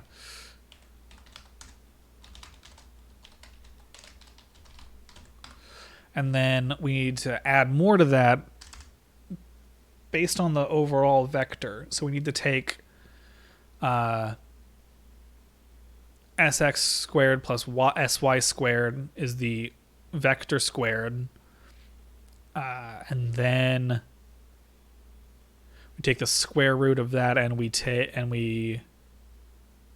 this only happens once at creation, but it does do happen repeatedly. But I mean, I don't think it's not like it's that expensive. It's probably not that big of a deal to just do it, right? So then we take that, and then we add more, and we figure out a final speed based on the speed that we want it to be able to go at. Because we need to add to it. So we say, like, wouldn't we do like a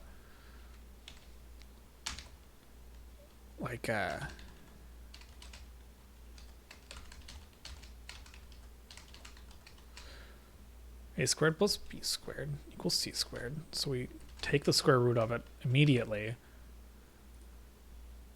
and that's the actual speed. And then we want to take that and we want to add a little more. So like plus 10. So we're taking the player's speed that they're moving at, adding more, and then we can say that the new speed equals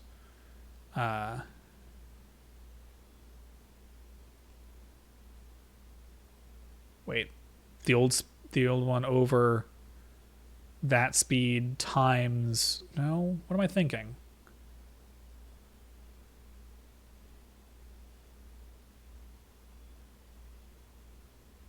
We don't want to add it then, do we? Right? What am I braining? How am I braining? How do I brain? It's the same as the other thing we did for the clamping, but we're trying to make it so that it increases the speed along the vector, right?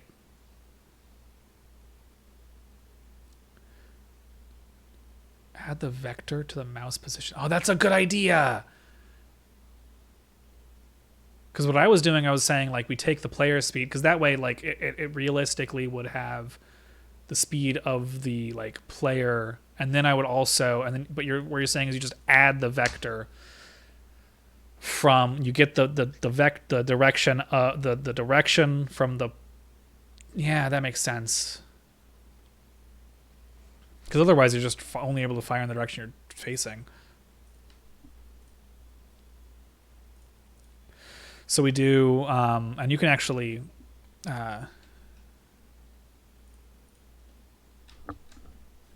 there's game maker functions that can kind of do that anyway. So we get the direction from, yeah, you can do a point direction, which can kind of do stuff for you. So you can, like, this is a function it takes, like, so you can say, like,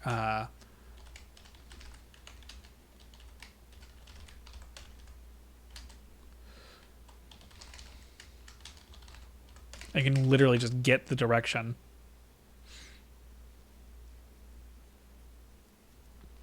Or I could just do this, which I think does it for you.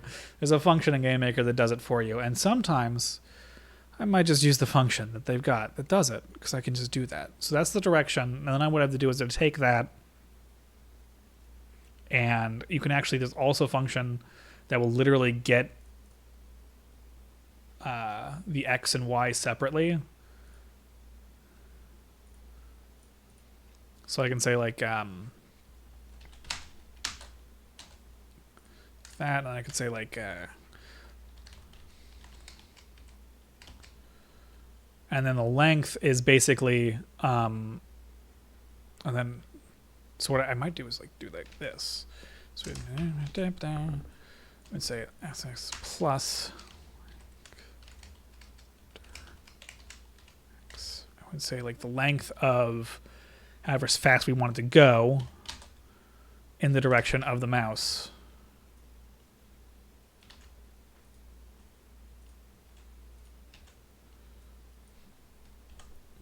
Boom. So this is what's nice about somebody already having done, like, a bunch of the work for you, is you don't have to think as much. You could actually probably have used that to do a bunch of stuff in the direction of the player also, but whatever. No, actually, maybe not. Whatever. And then we'll just do like I don't know why, but I'd rather do it like this. X. So and then it goes. So it goes off in the direction that you fire it in, and then if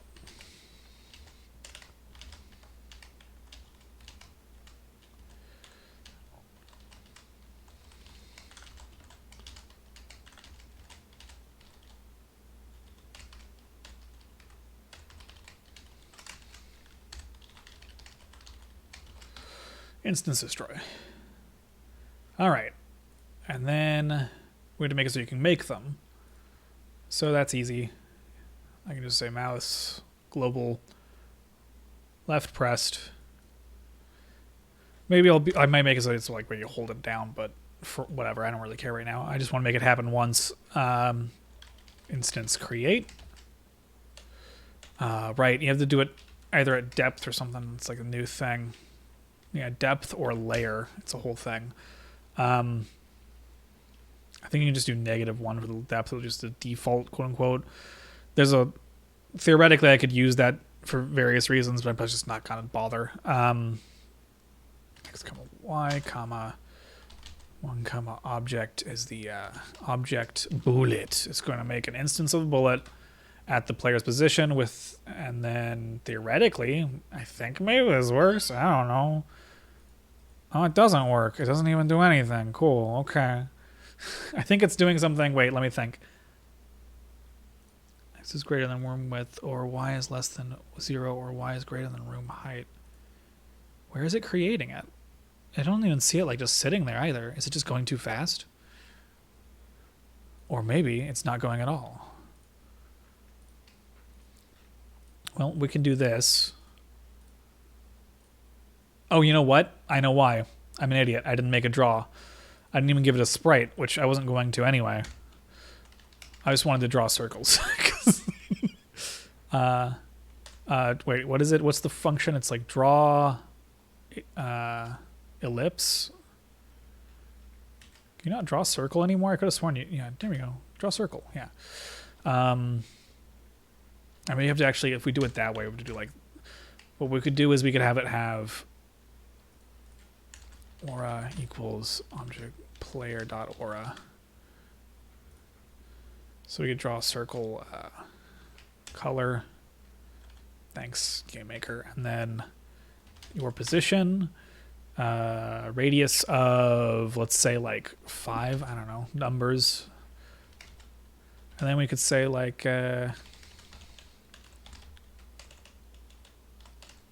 object console dot aura list.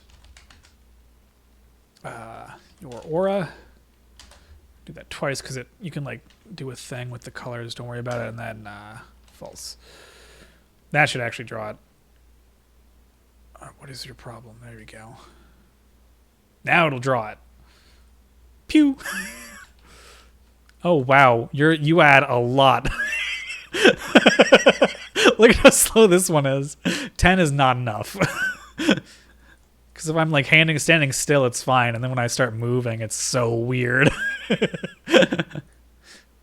Maybe I shouldn't include the player. Maybe I should just make it unrealistic. Like it's like, who cares? It's like more than double that. Let's see how that works.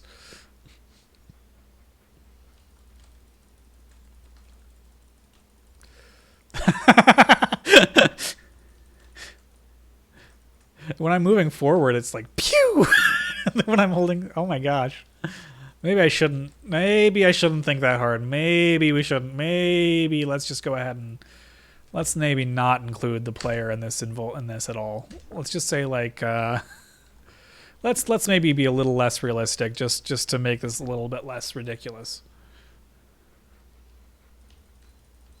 That's better. You do get the thing where like when you're moving towards it, they like kind of clump up, but I don't know how much I care. If max movement speed is more than bullet speed, then you can shoot them stationary. I don't know what you mean by that. We might just go with the way that it is. Oh god, you really can't see that, the green. There's a different shade of green I can use. Lime. We're gonna be shooting lemons.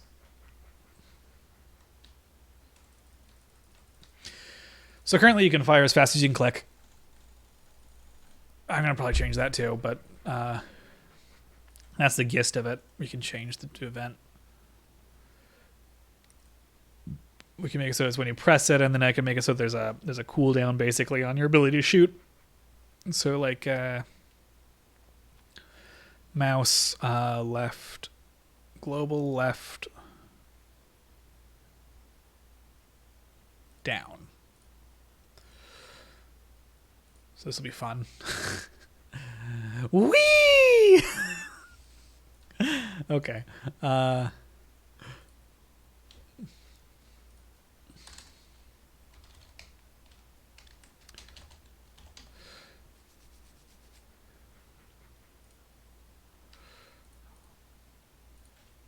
We could say like if shot CD is 0, then we do that, and then we set shot CD to whatever we want. So make like every 10 steps or whatever. So you can hold down the button and you fire however fast that is, which is... What just happened? A million things just went wrong for some reason. Okay, for one thing, I'm not reducing it for some reason. I don't know why I didn't think that. I thought that would work. That's step one. Let's fix that. There we go. Also, I swear I saw a bullet just disappear. Maybe I just didn't see it. Okay, so now I can shoot. I can move. Hooray. I can switch my bullet type, which also changes my aura.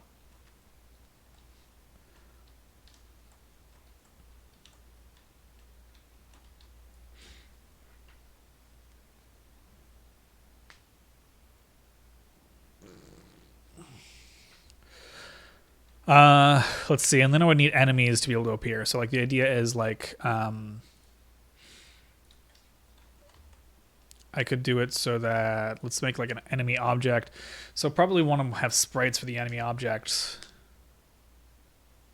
And then I can just do point collisions on the bullets when they hit. And then theoretically, I could have like an animation for when they like explode on them, or versus like just doing nothing.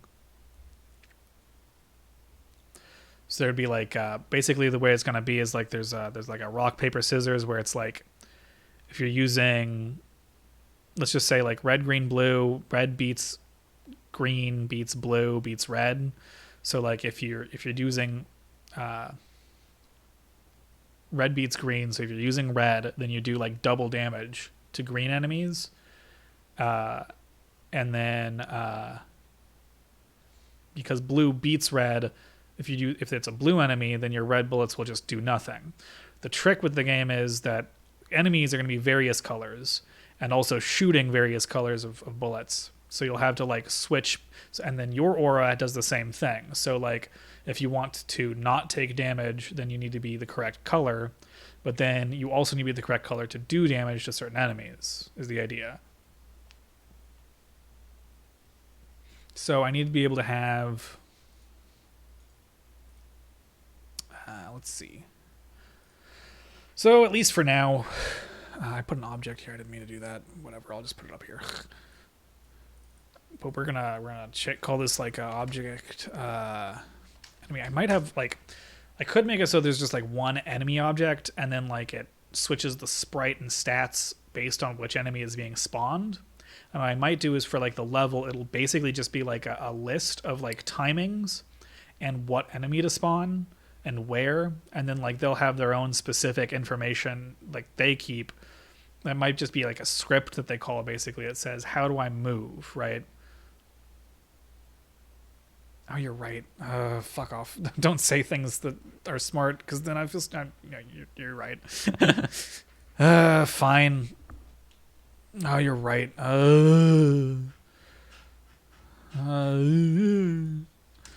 Okay, fine. I'll stop being stupid. I'll be a not stupid and a dummy who's not stupid and dumb.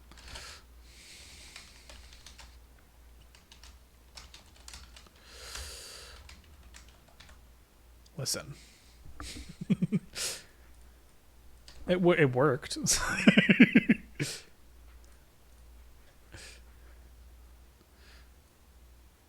the same difference, basically. Okay. But it's, yeah, it's definitely correct as opposed to what I was doing. So, so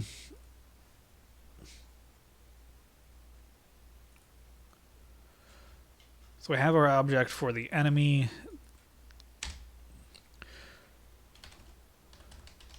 Give it like a number for like its type. And then that'll also determine the sprite to use. We could just put them onto like, yeah, it would probably be noticeable. I was joking. It's obviously wrong. So I could use like sub images on a sprite, but the problem with that is then the mask might be bad if it's like different sizes of enemies. So I don't think I want to do that. So what I want to probably do is have different sprites for different enemies, and then it just when it goes to draw, it probably looks at the enemy type and then determines what to draw. And no, actually, what it would probably be better to do is have it so that when it spawns, it but that might happen. So they're probably going to spawn off screen anyway. So I could have it be like on at the start of the first step that they exist. They go ahead and like check what enemy type they've been given, and then set their sprite and their like mask for collisions to be whatever it ought to be, and then they'll like swoop into screen or some on screen, and then like do their thing. Like they'll fire their bullet. They should have their own object, I guess, for their own bullets. And it probably ought to have some kind of difference in how they look. I'll probably be like geometric difference, some small difference, so you can tell the difference between their bullets and yours. Since you're able to just fly all around the screen. And then from there, they can also like check that same thing to determine how to move. So like some enemies might swoop in like this, and some might just come right in, like go straight, and they'll always spawn on the right side. Some might do someone like this, and then and then you'll have like different types of enemy or whatever, and then you know what I mean, and then like.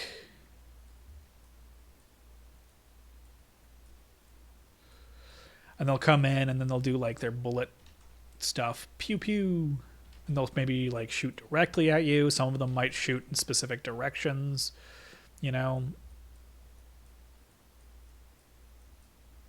like that, and then they'll maybe try to escape.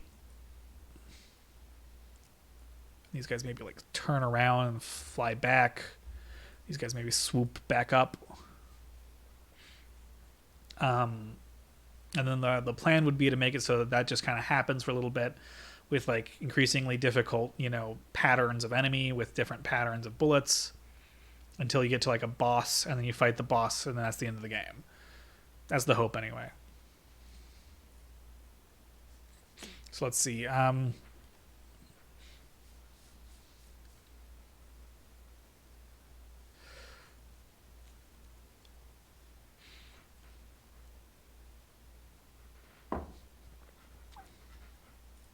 So we need to be able to spawn them in. So that's going to be a part of the console also.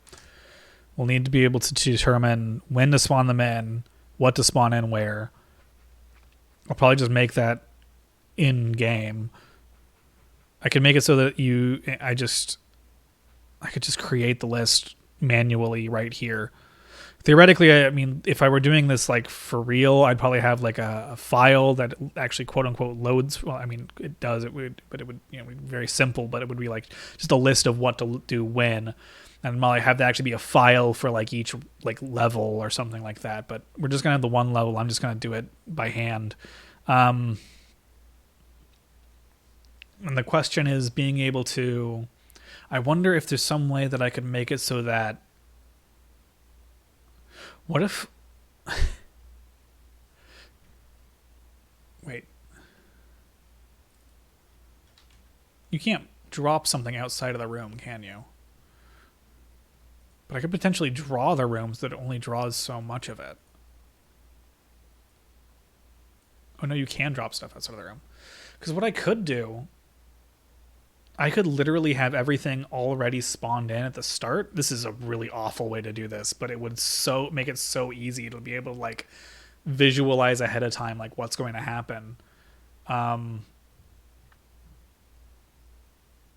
Because instead of like what I was thinking is I would do it like as okay, well I keep like what is basically just like a list of lists that like and then each thing is like, so there's like a list that says like XY type of enemy, and then it spawns it in like here, and then that enemy has the program is programmed to whoosh and then like pew pew and then whoosh or whatever, right? And then it would destroy itself once it's like at the end of that pattern. But what if I made each one on its own object? No, that wouldn't work necessarily. I was actually almost thinking like I could almost like I guess drop them in here and have them have like a number that just counts down until they do their animation or whatever. But like that's stupid on like a million levels, right? Like if I did that, they'd all be there always until they're at the end of their thing. I'd have to drop them in here. I would have to make like a different object unless there's something I don't know about, like how I can do that with GameMaker. Each one would be a different object, like for each one that appears in the game. That'd be really dumb, right? I don't know. I was almost hoping there was something I could do. No, that's fine. That's fine. We'll just do it this way. We'll just so we could have like we could enumerate like a list. We could say like let me spawn, and then it'd be like the enemy X position, enemy Y position, enemy type, and then like time or something. So it'd be like and then we would have like enemy list,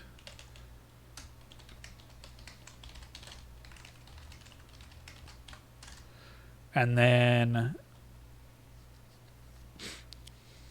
we'd just add them in. I guess I would just put them in each one at a time by hand is what I'm thinking. And the time would literally be like when that time passes.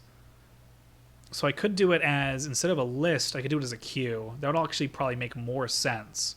Then I could just enqueue each one, and then it could say, okay, because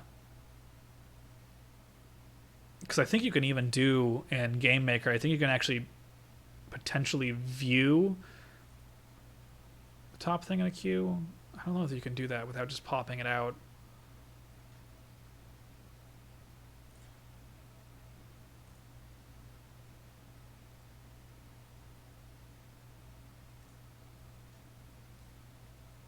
Yeah, you can do. You can check the head of the queue.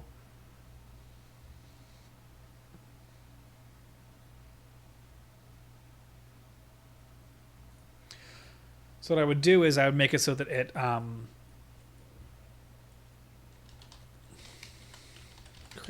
would make a queue, and then what I would do is I would enqueue each of the enemies by hand. I would sit here and make them each. They would have an X position, a starting X, a starting Y, a type of enemy, and a time.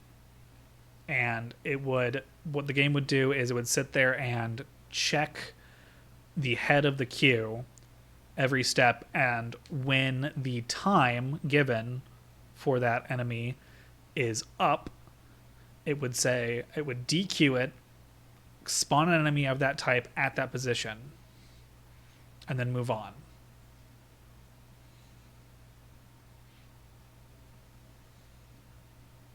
It would be, I could also make it so that it does a loop there, and it actually checks until the head of the queue doesn't have their time up. That way I could have multiple come out at once.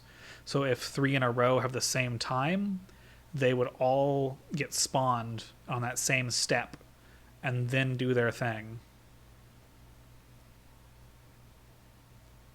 Okay, that could work. What else could I do for that? So I don't think there would need to be any other variables to determine it. So it would just say like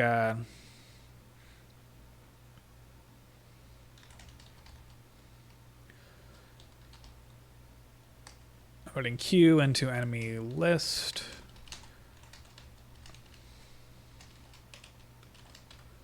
And then Moive. I'd have to like, what I'd probably be better off doing is like this. And then I add to it like what my positions are.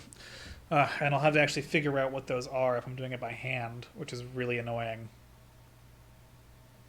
I wish there was. I don't want to do it like. I don't want to like have like procedural like system for it. I don't want it to be something where it's like randomized. It's just like stuff appears up here or over there at random completely.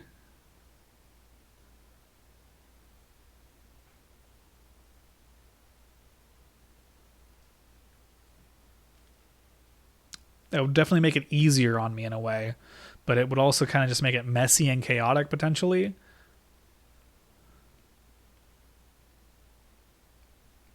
In my head, this is going to be a lot easier to be able to do. So it's just going to be like, I'd say, okay, I want this one over here, but it's like, well, where exactly is over here, right? Let's go ahead and let's do this for now. We're gonna leave this alone. I'm just gonna literally manually place the enemy that I create. I'm just gonna figure out what enemy type 0 is. We're gonna place that manually, and just make sure that it functions as expected. Moves into the room, fires a bullet, and then leaves. How's about that? So we still need a sprite for that enemy. So we'd probably have to create sprites for each enemy type. So let's just say like, we'll make a group for it so I can have them all right here. Looks like enemy 0. And this guy looks like, I think that I'll probably change the color on them potentially. So I'm figuring like, well, actually, no. For the mask, for the collision mask, they don't necessarily need to be perfect at all, right? So maybe it would be better to have it be a single, like, sprite thing, and then have sub images that are each of the different types. And as long as they're all about the same size, the real question is do I want to potentially make any different sizes? I think kind of no, actually. And then as long as there's like a circle for the mask, I can do that. I can literally just check like if your bullet is inside that circle, I can say, okay, you have hit an enemy. Do the correct thing for the type of enemy it is. And then I could also have like its aura. So like, and then that would actually be part of the enemy object, would be like their aura also. It would be a different thing. So actually then when I'm spawning them in, I would need to be able to keep track of that too. EA. I could actually make these easier, or like longer. Whatever. Enemy X, enemy Y.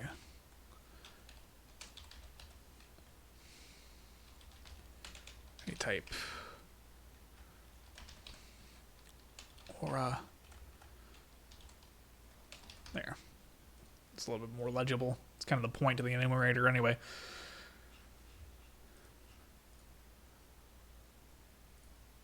Okay, so now I can actually set its aura. And it has one of its own, which I can make it draw the sprite based on that. And the sprite will also be based on the enemy type.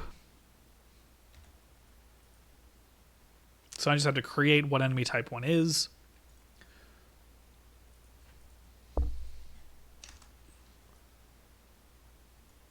Hell, I could even like potentially make it so that different enemy types have different sizes.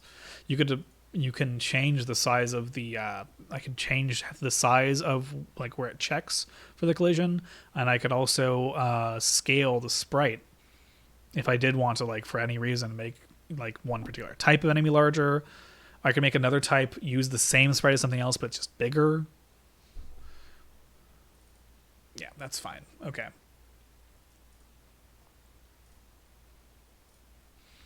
So this guy is this is one of our enemies. This is what this one looks like. It looks like this. I don't know. That's enemy type 1. I'll probably change that later. I don't know. I'm thinking about making like geometric shapes or something, but like, because like I don't know, the thinking was it would be like you're like in a mech that like enhances your psychic powers, and there's psychic aliens that are like geometric shapes or something. I don't know. But right now it's a smiley face because I can. It is what it is. And then we'll make it so it draws. It's gonna draw the sprite enemy. The subimage is its enemy type. It's X and Y position, and then regular scale for now at least. Rotate is no rotation. Color is then we need to get that from or list, and the alpha will be 1. Okay, cool. So now we could potentially put our enemy in here.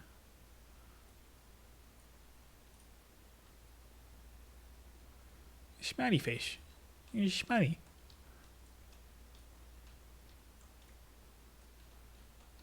It's drawing it. It's actually it's above.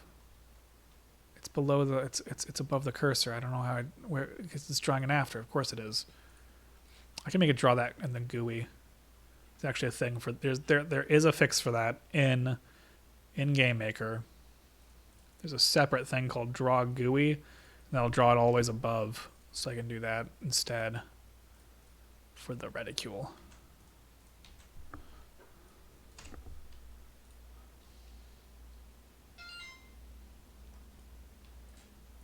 See, there we go. Okay. Yeah, let's do this then for now. Let's just make it so that when a bullet hits an enemy, it actually does damage. So we should have oh. Well, the enemy type will actually determine health also probably, right? So let's go ahead and say I was going to say that like on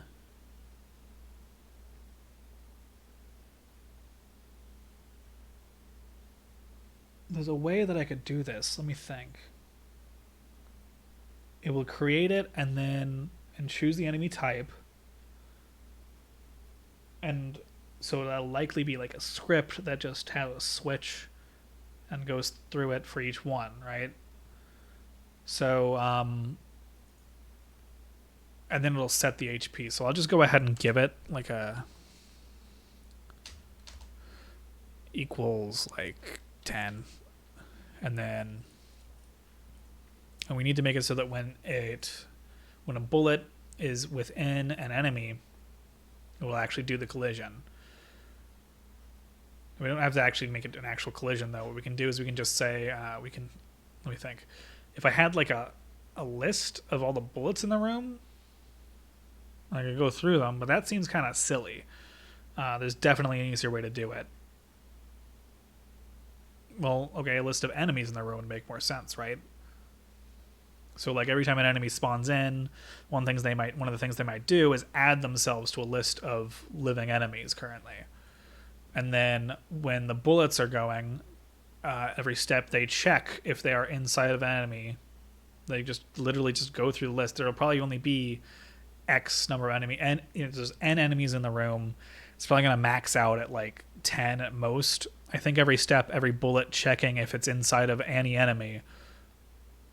I mean, that's practically the only way to go about it, right? So we'd have to have like we could have on the object console, we could have like an enemy list. Okay, wait, let me change the name of this. We haven't even used it for anything anyway. This is the enemy order. And then we'll have like separately, we'll have an enemy list. Whenever an enemy is created, it will put itself in the list. When it's destroyed, it will find itself in the list and remove it. So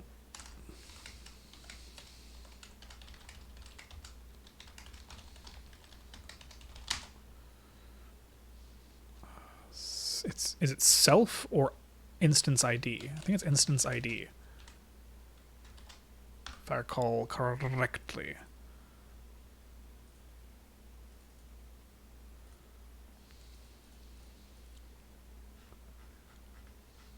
But I might not, so we'll see. That might not work. All right.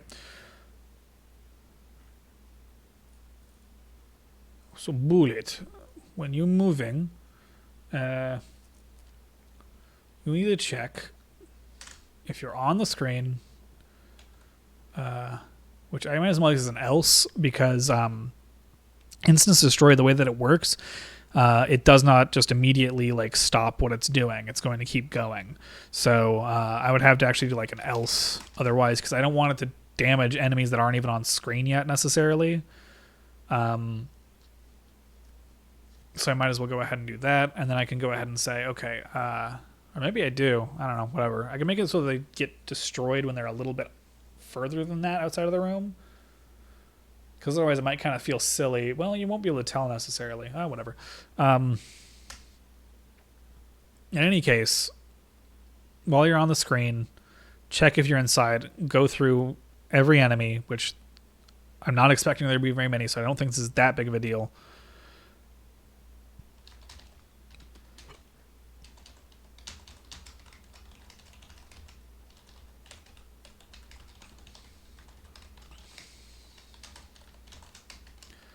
And check if you are within a certain distance. So I can actually just check the distance between them. It's the same difference. So that might be, let me think. I don't need to use a collision mask. It would just be a circle either way.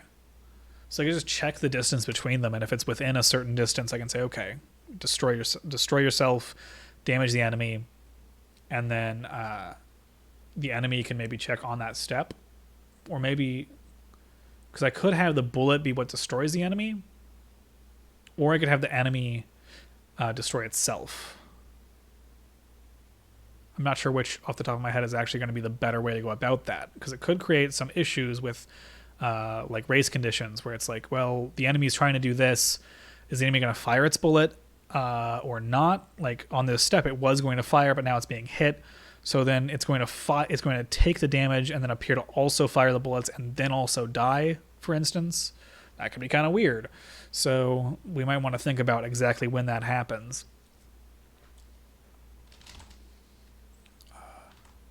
There's like a distance. There's like a function I can use. Distance to point.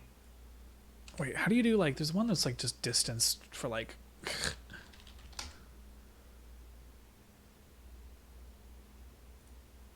Yeah, it's called point distance. Just the other way around. Point distance. You can check the distance between 2 points, whereas distance to point. Yeah, it looks at the bounding box of the calling instance. There isn't one. We don't want that. We want point distance. We're just looking at the middle, because like...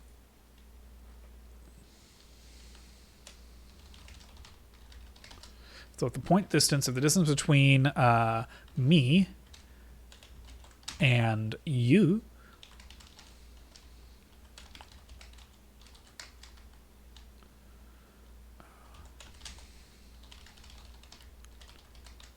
I might not be able to do that. It might get cranky. Maybe it won't be. Or maybe it will. I don't know. If that is less than or equal to a number, an arbitrary number, that'll probably change in a moment, then in theory there'll be like it'll maybe spawn like a particle effect or something. I can actually do that, I think, in GameMaker Studio. I think now they actually have like a full suite of stuff for like making particle effects and everything. For now, I'm just going to make it disappear. That's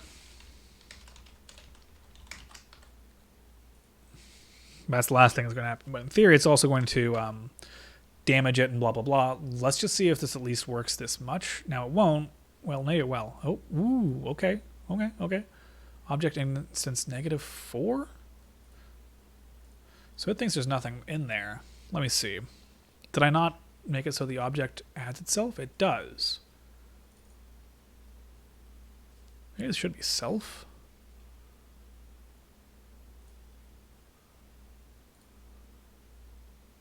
Or is that going to create an error? No, that works. Okay,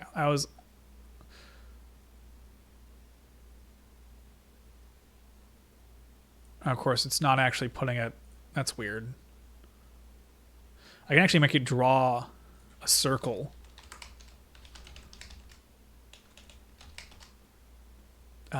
Around itself at its position at the radius that I set for the thing. Like that. And then I can maybe tell a little better like where that is. See, there's the bounding box. So I don't want to fuck with that. That's going to be a little too small probably, right? Doesn't really matter where I do this. We can make like a macro that's like hurt box. Let's say like 24. I don't know. Draw its hurt box. And then I can go into the bullet and I can make it use the same number. Who knows, it might come up again anyway, so it's probably a good idea to do this anyway. That's a bigger hurt box. That makes more sense. It's still a little offset, mostly because my funny smiley face.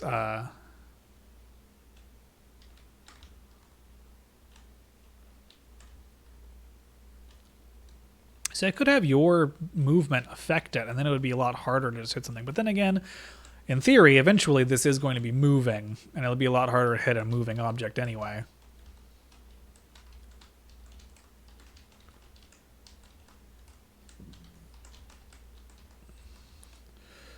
Okay, yeah, that functions. If it functions, it functions. Get rid of this for now.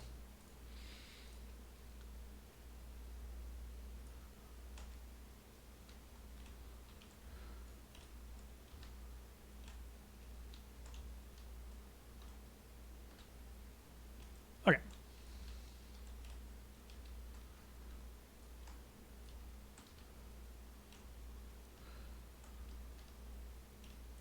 I mean, maybe it would be better to do individual sprites in the end of the day.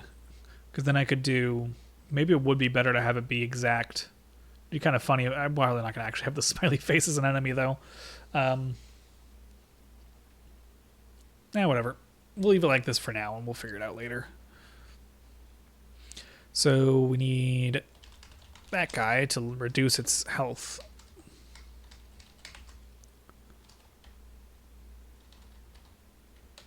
P minus minus. But this is where we start to get into the mechanic of the game. So we need to look at the aura and actually determine how much damage is dealt. So for simplicity, what I might do is make it so that neutral damage is 1. I think that maybe it does like 2 or 3 for if it's the correct aura, and then if it's the wrong aura, 0, right? And I think enemies should eat bullets that are neutralized rather than having them just pass through, because then you have to worry about, like, if you're trying to shoot something with one aura, you can't, because maybe it hits something else that it's just eating it anyway. And there could potentially be, like, especially with like the boss, there might be like shields that like shield different parts that are like moving around, and you have to like, you know, dodge various colors of bullets while also having to worry about, you know, damaging different things. There could also be like kamikaze kind of attacks that like are these objects that like these enemy types that literally just move into screen and like they're a certain color, and then they're gonna just slam right into you, and maybe they do damage no matter what, you know, something like that. and you have to worry about that, and they're like maybe different colors, and then like you have to be the right color to do that, but then also at the same time there's bullets, and now you have to worry about both, something like that. But so then like you have to actually just dodge, something like that, and then let's see, before it destroys itself, it reduce the enemy's HP by the amount based on its aura. So what we'd actually want to do is say like I might want to write this down someplace, like what beats what. So like, is it like it's blue, 0 is blue. Let me do it like this. So there's 0, 1, and 2 are our auras, right? Blue, green, red. And we know that we can just do it in that order. It's arbitrary for now. We'll think about more about it later, maybe. There could be lore. Who knows? Blue, green, red, blue. Like that. Etc. So, like, if yours... So we would actually just have to check if your aura is 0, then it would check if it's blue... Then just do a switch. Okay, just do a switch for your aura and then do a switch for theirs. Probably the easiest way to go about it, because it's different. The result is different for all three, so a switch makes no sense. So like we would do like a switch for the bullets aura. And we'll do all three of the possibilities.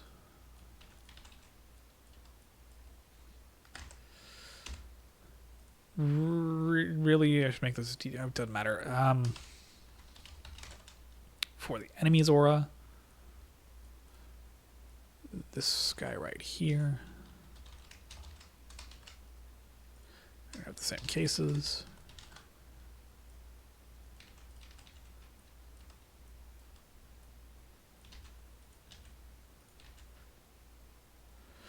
Okay, so if you are a 0 and they're a 0, it should just do 1 point of damage. We can do that part easy. We can just say this guy's HP minus, boop, boop, boop. And then we can say if it's a 1, we do more. And then in the other case, it does nothing. So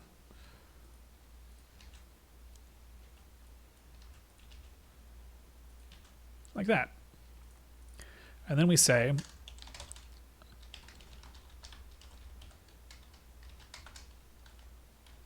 HP is less than or equal to 0.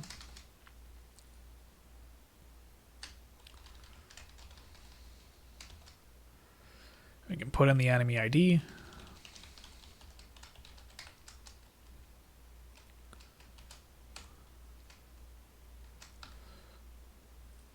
Theoretically, more might want to happen than that, but we'll just do that for now. Delete.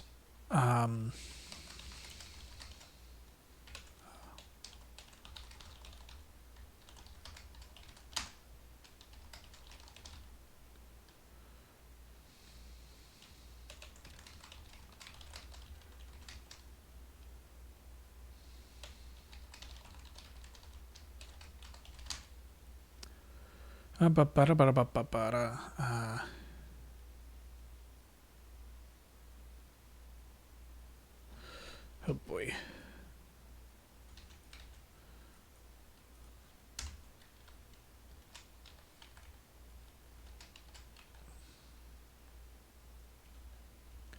Cool. Okay, that'll destroy that instance and also remove it. So theoretically, since it's blue, red should beat it faster. Cool. That blue. Cool.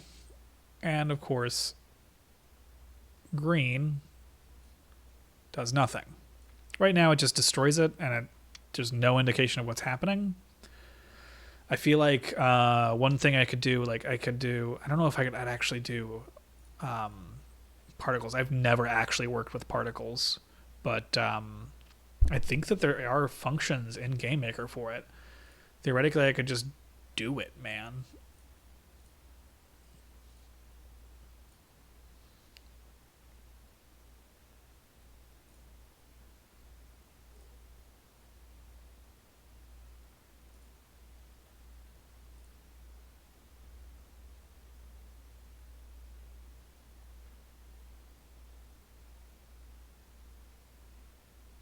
Yeah, there's built-in functions that like there's like built-in particle effects I could use.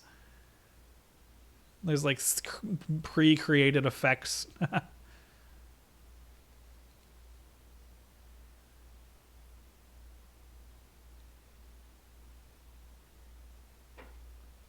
There's also particle systems. I think that you can actually just create your own particles. You can create like you use like a sprite or whatever as like a particle, and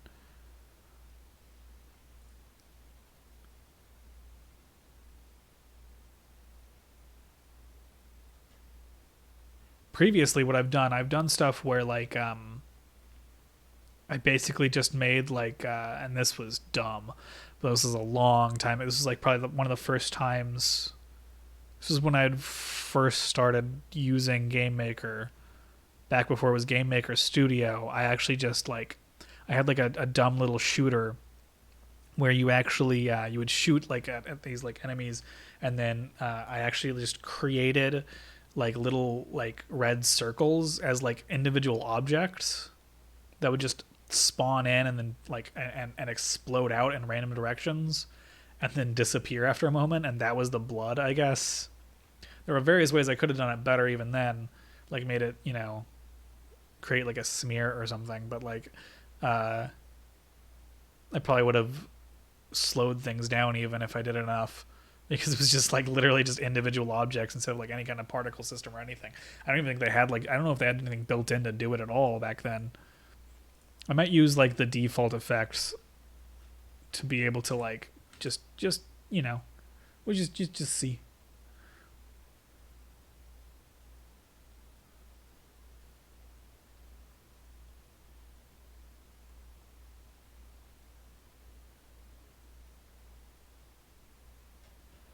I've never used these like default effects before either. You can choose a kind of effect, size, and color.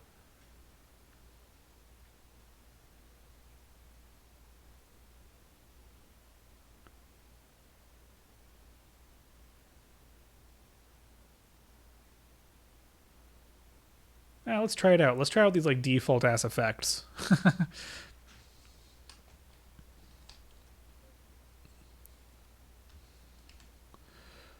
uh,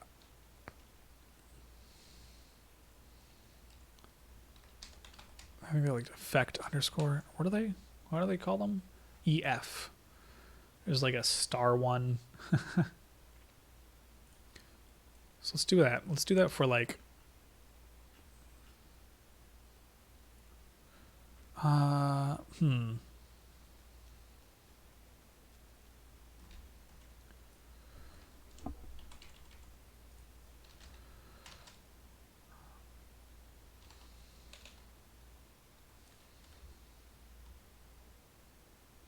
There's a bunch of these. They have like examples of what they look like.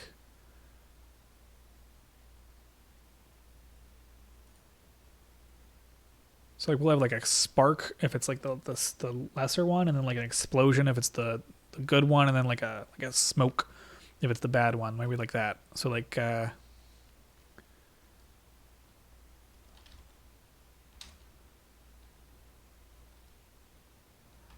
position. One, I guess, is the size, and we'll make it like the color be like the same as the aura. That would probably make the most sense, right?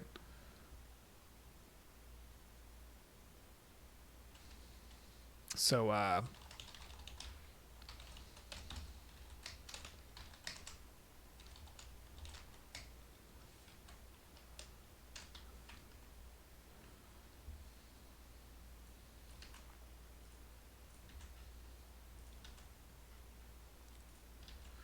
Then we'll make this like the explosion.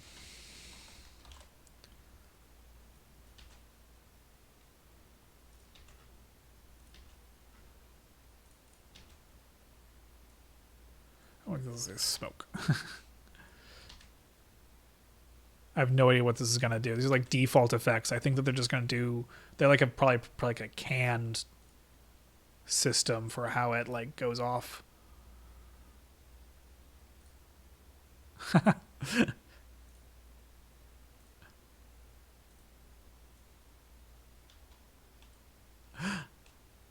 Okay, fair enough.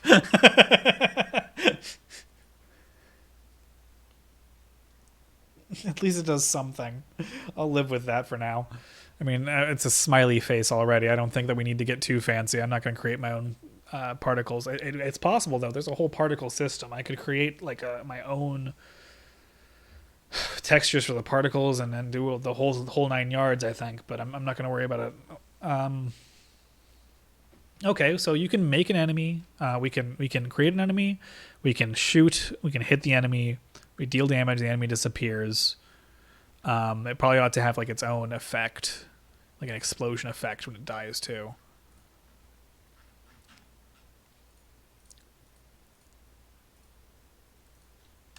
So we could do that here too, and we could make it like its aura color, and then an explosion of its aura. Before we destroy, we can before we instance destroy, we can actually use that.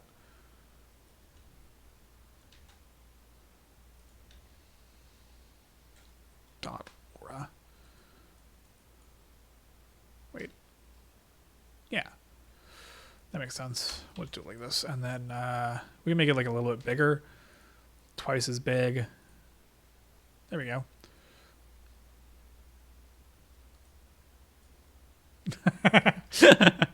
Maybe that's too big. Okay. Can you do like 1.5? That's fun though. Okay, good enough. Okay. I actually almost want to like reduce the size on that explosion one. It looks very ugly. It kind of gets in the way. Can I do like 0.5? I assume I can.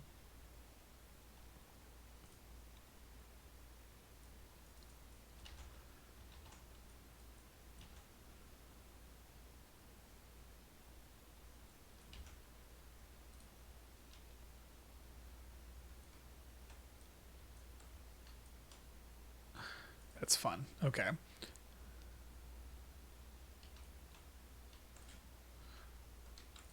Good enough. All right. Let's see. So we want to be able to create different kinds of enemies at different times that then swoop onto the screen. They swoosh onto the screen and then do their attack and then like swoosh off or whatever, right?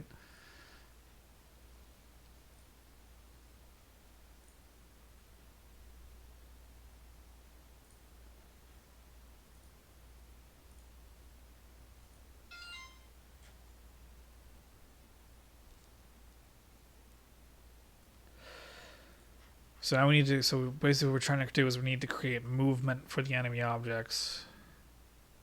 They'll need to move along a particular line, slow down, stop, do an attack, and then speed up and leave the screen along another particular line.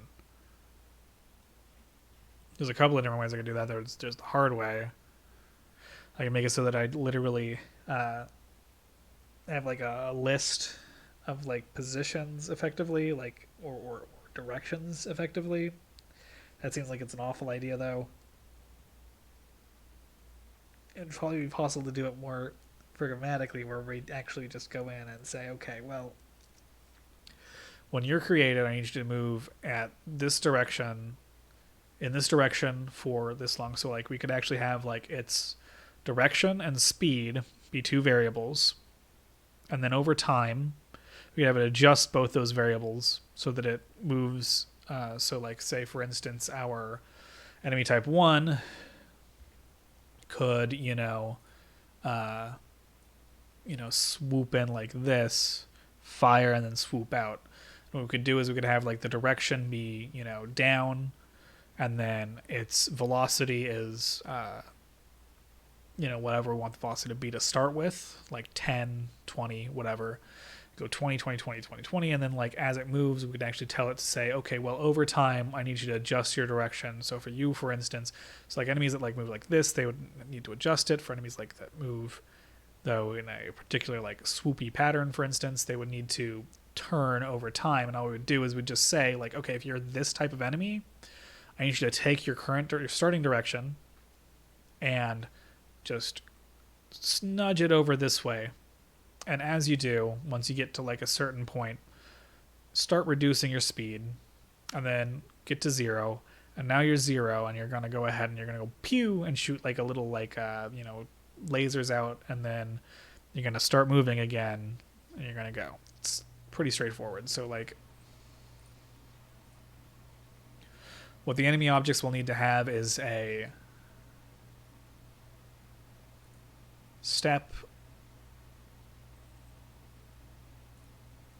event, where every step they're going to be determining what it is they're doing. I could just do it as a switch here. I haven't made any scripts for this. Usually I would have functions for things, but and that might make sense at some point, but like this is a really simple game, so it's gonna be pretty easy to just put it in here. I don't see any particular reason I would want to make it a function, other than maybe just to make it a little bit cleaner, so I can put that in a different place, basically. But what it would basically be doing is it would just say, like, okay, well, and then I'll look at its enemy type, and it'll say, okay, well, if I'm enemy type 1, I need the swoosh in from the top, do a thing. So we have to create, so we need to be able to keep track of that. So we need like direction, speed, and those are actually variables you can just set for an object. And if I recall correctly, in Game Maker, you can actually say, like direction and speed. And what that'll do is it'll actually make the object, like if I set this to like, you know, 45 and 5, I think it'll just move regardless. I'm pretty sure. Maybe not if I have, yep, there it goes. Okay, there you go. I must go, my planet needs me. And I think you could even like use negatives in the direction. And now move the other way. Yeah, wee. Bye-bye.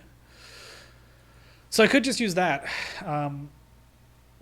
My main problem is, like, is that a float? I mean, I assume it is. I can be like 0.65 or something. Because I might want to slow it down a little bit differently than like...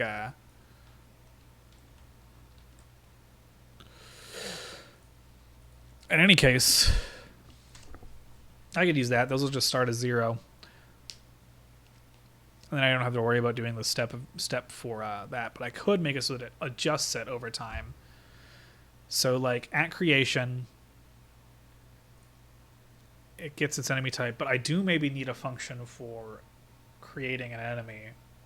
Because it needs to be able to set things like its direction and speed to start with. It might need different HP than what its default is. I don't necessarily want it to. I was at one point. I was like, I'll make a thing where like on creation, like after it creates itself, it will then like do a begin step event, which is just an event that happens at the start of a step, and just like it'll have like a setup, blah blah blah. I'm basically making it more complicated than it actually needs to be. So what I can do is I can just say, okay, well, I can make a function. Well, let's see. Yeah, that would make most sense. Even if it's going to only be one thing calling it, it's going to call it repeatedly, potentially. And I'll be able to just make a function that literally just creates the object, puts it in the right place, and everything. And then just gets called every time that happens. Because otherwise it's just going to be a step in the... Well, I don't know. Whatever, it doesn't matter. I'll just put it here. Well, fuck it. And this is the point where I'm actually worrying about like the enemy order and actually adding stuff into it, potentially. What I could do is I could test it out first by actually setting the direction and everything on this one. So like it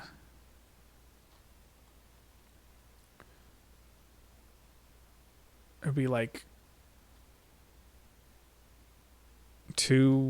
what is it? I need to use the calculator. 225. I was going to say that. I swear to God I was.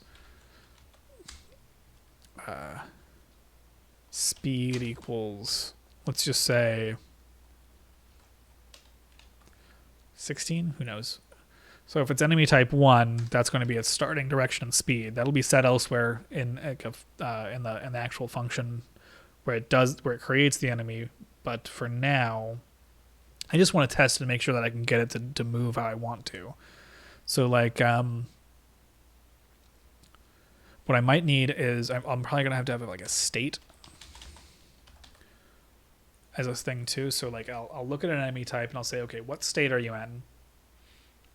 During that state, every step you do this, and then once that is done, once that reaches a certain point, for instance, with this guy, he will turn, and then after a certain number of steps, start to slow down and come to a stop. Once that happens, I need to switch states. So I need to actually also have like a timer, like something that keeps track of how long something has been going on. So like, I mean, we could just do a state check like this. We can say like, if your state is 0, then over a course of time, we need you to change your direction from going down to going to the left. So we just reduce the direction over time. Let's do like, what if we did like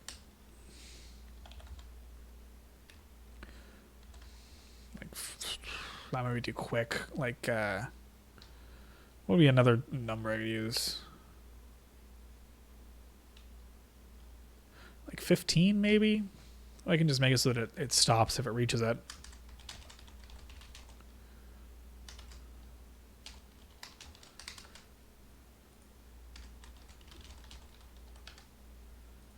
And then, well, I don't even know if I need the timer. I might just need to worry about like the, so like once it reaches a certain direction, maybe I just have it start to slow down at that point. But then those other ones I might just move linearly at that point. I do just need to use a timer, I think.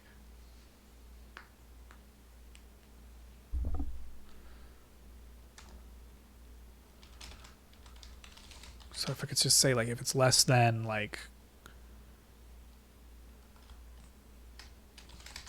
I'm just putting arbitrary numbers in places at this point.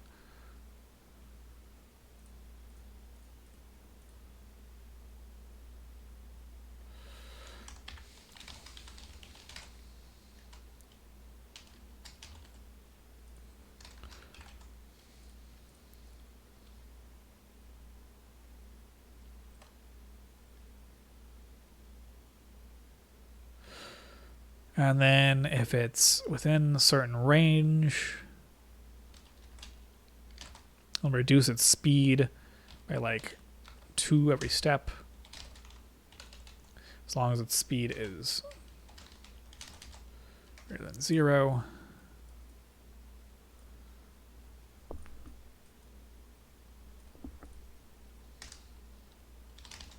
And then if speed is 0, and we can go ahead and just in case, I can make this less than or equal to 0.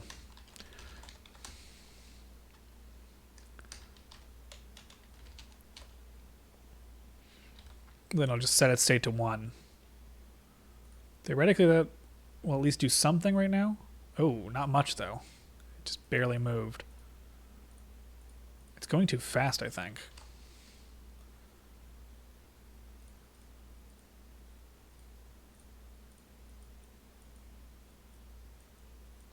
We could increase the speed that it's at to start with. Huh.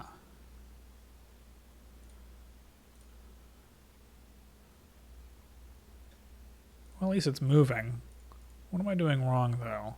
Because it looks like it's actually more like just...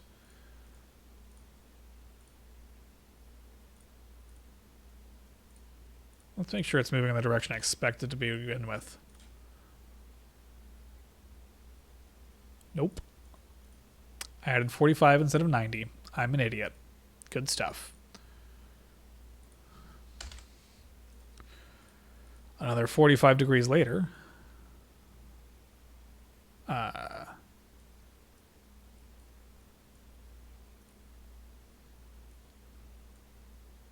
270. Yeah, that's numbers.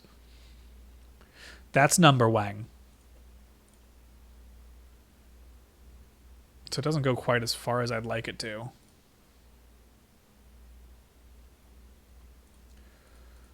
So if anything, it's moving too fast to start with, and it's slowing down too early. This really sucks. I feel like I could do this a lot. There's definitely a better way I could go about this. Doing it all manually like this really is not ideal, I feel like. There's got to be a better way that I could go about this. I'm just not thinking of it right now.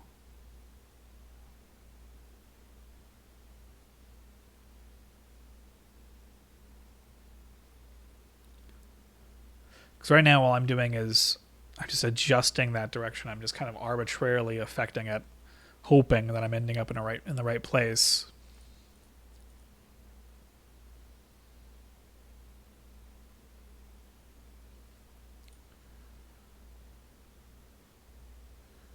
A little better. I need to make it so that I can just press a button and spawn one of these guys in. That's what I need to do.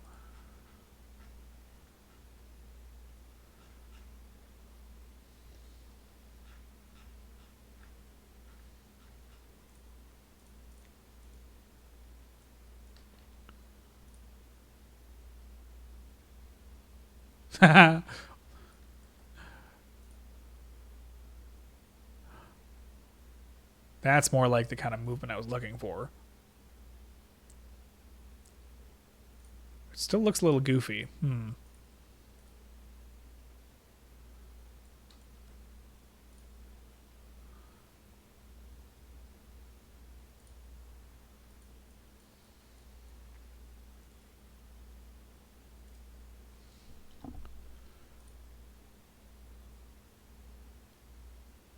Okay.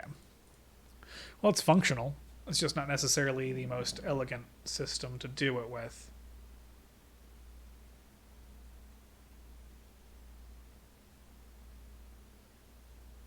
So right now what I'm doing, okay, we're just kind of adjusting the numbers directly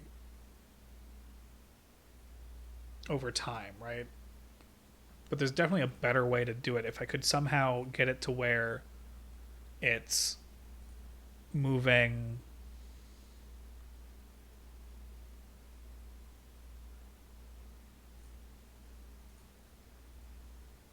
in a less arbitrary way, where it's like the exact course that it takes and how it moves from one to the other is more of a set thing based on like a path.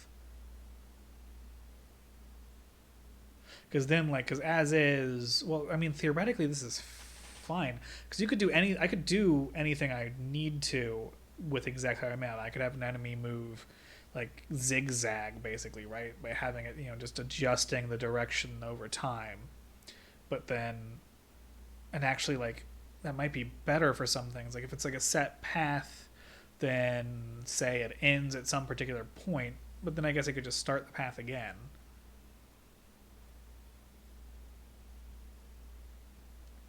I think if I can make this work, it doesn't really matter too much.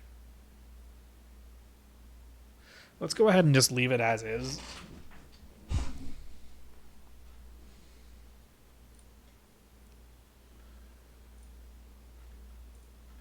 My main concern right now is being able to just drop the enemies in over time during the level. And the hand placing of the enemies, that's just going to be just a lot of boring work right now at this point. Misclick 9 to the debug, that's okay.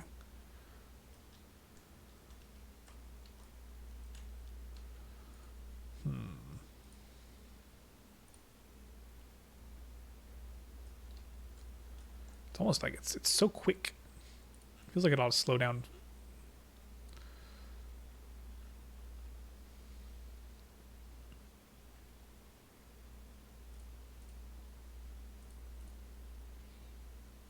Slower than that. Anyway, still, if I could like get it to where I can like make that enemy drop in over time, then that's fine. At least as long as I can figure out a position to place it that I actually like. I think the main problem will be deciding, like, say, where to drop something in based on that.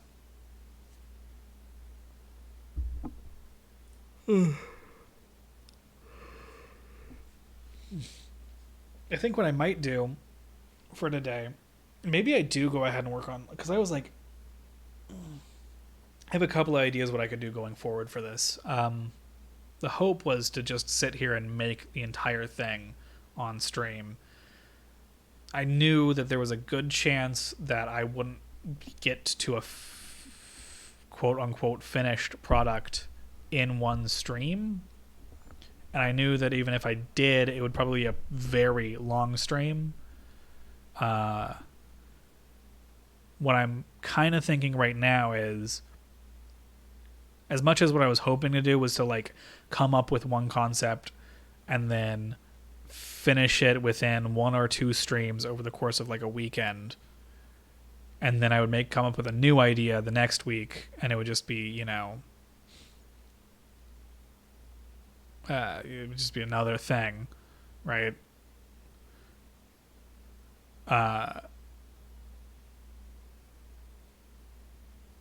I don't know if that's necessarily going to be how I want to go about this.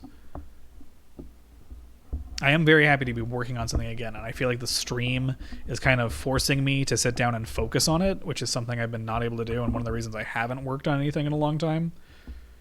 So I do kind of like being on stream for it, but and I'm kind of afraid of like if I stop this stream now and go, okay, well, I'm feeling a little burned out. I feel like I need to, you know, do something else for a little bit, you know, off stream. I'm going to be like, well, maybe I don't do this at all, you know? Like, I'm going to be like, well, maybe this isn't such a great idea, and then I'm just going to give up on it. I don't want to do that. So what I might do is stop for now. I'd like to get done with a little bit more of this. There is some potentially kind of boring just like typing in a bunch of crap to try to make it so that, you know, because like there's no other way I can think to do it outside of, you could do it procedurally such that like it always happens the same way, but like it's kind of something that I set up ahead of time. Like I can make it so that they spawn it at quote unquote random positions that are based on like certain variables, and then I can effectively like pick a seed that like I like and make it so that like the procedure that it uses puts them in places that make a certain amount of sense. But even then, like even in the best case scenario, that's a lot of work, and B, the result isn't necessarily going to be quite as good, I think, as just hand placing the enemies. The only way I can think to do this is the way I'm about to do it, and that's just going to be literally just a really boring process of, okay, so next what I'm going to do is I would actually just create like, and I could go ahead and do this right now, like make it so that it does test it out, and basically like I've got this basic enemy, this single enemy type that like I'll spawn in over like 2 or 3 times over the course of like an amount of time, and make sure that much actually functions. And so it'll go in, it'll check the head, it'll see if it's time to spawn it in. Once it is, it will DQ it and then spawn it in at the position that I tell it to, and then yeah, so I could do that much, I guess. It's not that big of a deal. So what I'm thinking is I'd say like spawn.enemy x equals, so we know that we need it to be someplace along the screen towards the end, so we'll say like we could do like a portion of the room width That way I could potentially change that later on and then it would still work. I don't really care that much though. I know what my room width is if I just look. So I can, let's see, where does it actually show that? There we are. See, 1366. So I could just punch in a number. So let's say like 1200. Enemy spawn enemy Y. And the Y needs to be above, so we'll just say like minus 100. We'll see if that's close enough to the edge that when it swooshes in, it looks okay.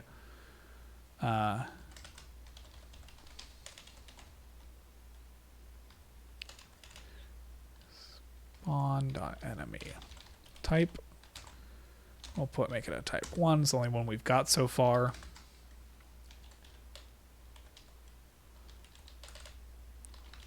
Enemy aura. We'll set to 0 for this one. And then the time, we'll make this happen after like 15 steps or something, just really quick. Less than a second in, it'll just like spawn a thing in.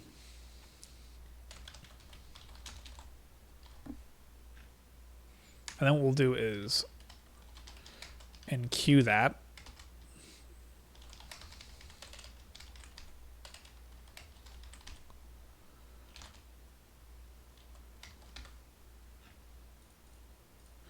And then every step we'll need to check if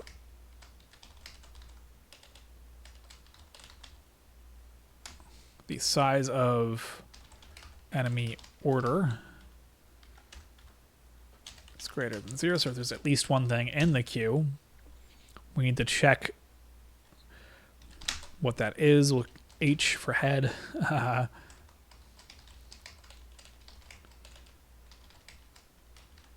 Head, enemy order, and then we'll say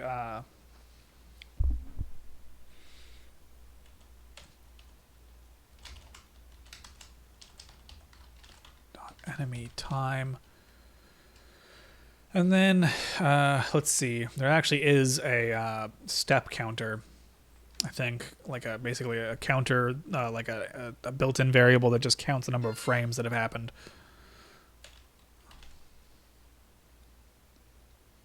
That's the event. Maybe not.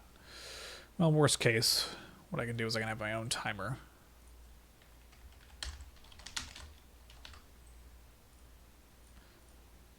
And then at the end of every step, we can increment it by 1.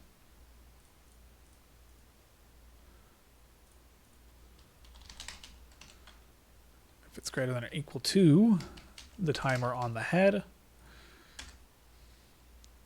then dequeue it. It's almost kind of pointless, right, in a way? I mean, I could literally just do this with a regular list at that point then. Whatever. Because I'm already like pulling it from the queue, and then I'm just dequeuing, and I'm just using that as a way to like clear it. But it's the same thing as like deleting it from the list, which also means it doesn't matter. So it's fine the way it is. It's always going to come in that order. We'll use a queue. And actually, we need to do right. I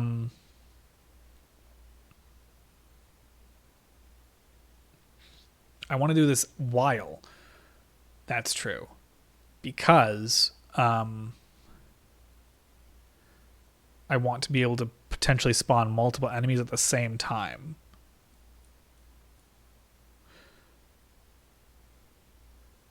So we'll dequeue that one. So it needs to do until.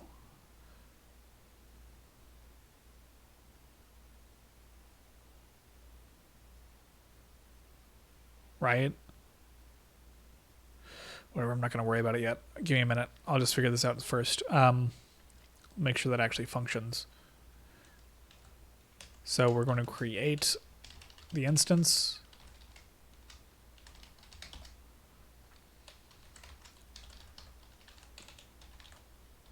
Enemy X.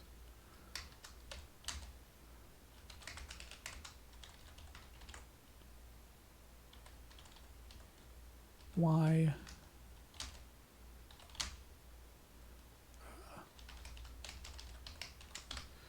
And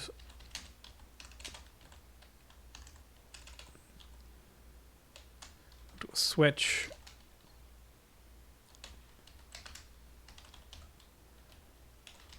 And type. And actually, missed the end of the bracket here. We should also set its enemy type to that so that it knows also.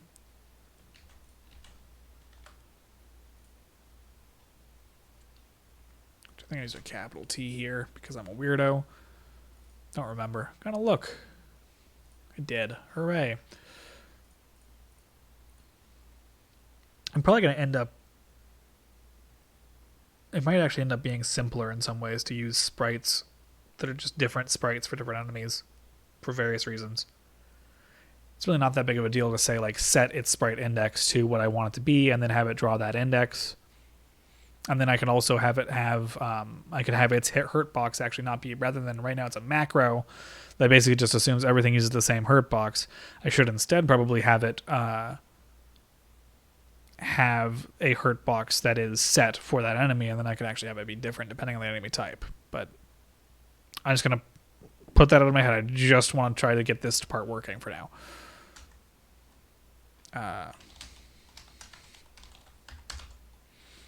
For enemy type 1, we say like its HP equals 10, direction equals 270, its speed gets set to, it's just the defaults is what it is, but still. So we set all that stuff. We have its HP, its direction, its speed, and then we can also go ahead and choose an aura. Yeah, and its aura ought to be whatever it tells it to be. Dot aura equals enemy spawn dot enemy aura. There. So that should theoretically spawn that one enemy I've added. I should be able to go into the room. I can just delete this. Hey, look at him. Look at that guy. He just came in. He walked right in. He was like, hi, I'm a big old smiley face. I'm going to come on. I'm going to get you. So that works. I could do the same thing for multiple enemies now. But then I could change the timing that they come in. 15 and then like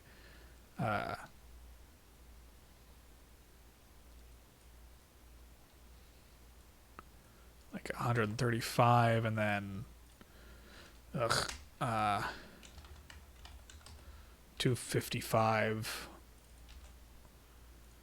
and we have them be different positions also. So this guy's like, each one's like another 100 closer or something, and they're different aura colors too. So like 1, 2, and then 3. 0, 1, and 2 is what I mean to say, of course.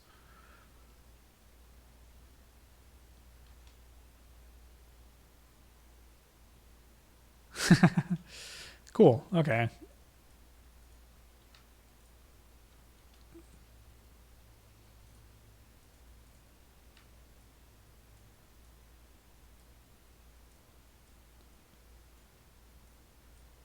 Cool.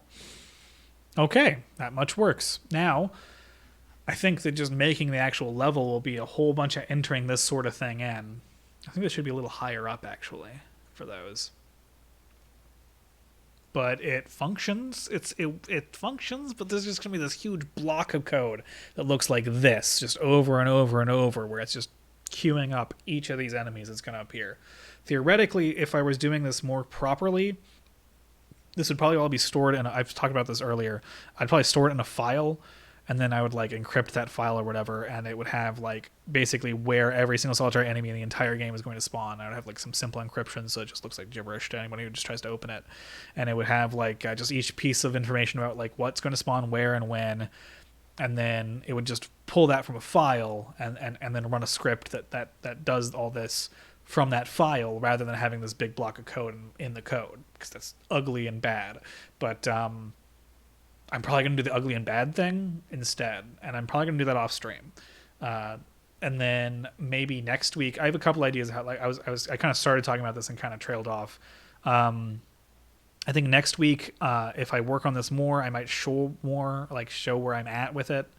And then maybe I'll also come up with some other dumb little idea and like work on that really quick. Something really simple, maybe even more simple than this, because this in some ways, like especially with like trying to actually create the enemies and having them like appear and do their little attack or whatever.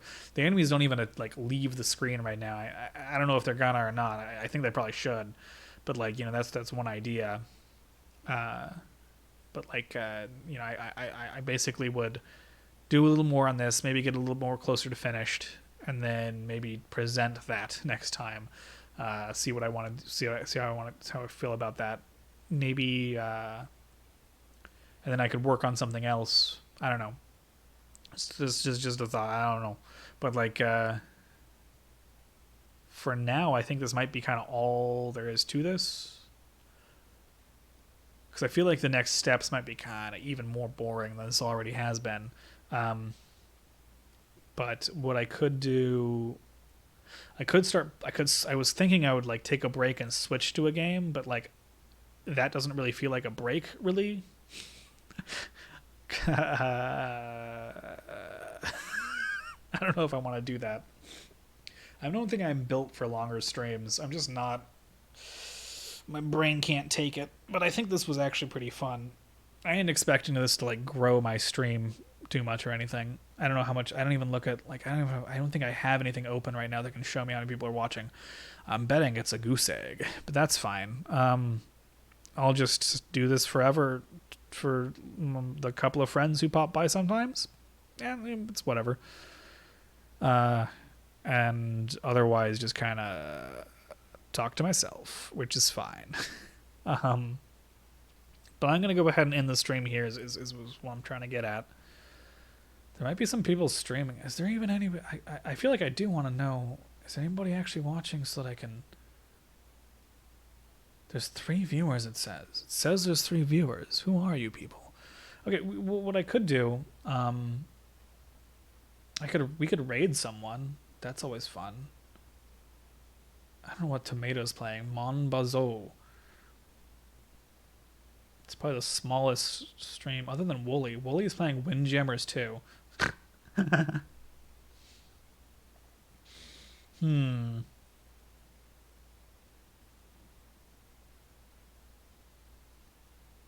think that the notification for it doesn't even go off if it's too small of a raid. I wonder if I'm being counted as a viewer. Is that you and is that Boodles and Paloma still? Who knows? I'm gonna go ahead and I'm gonna try. I just think it's funny. I think he's in the middle of either setting up or ending his stream. I can't tell which.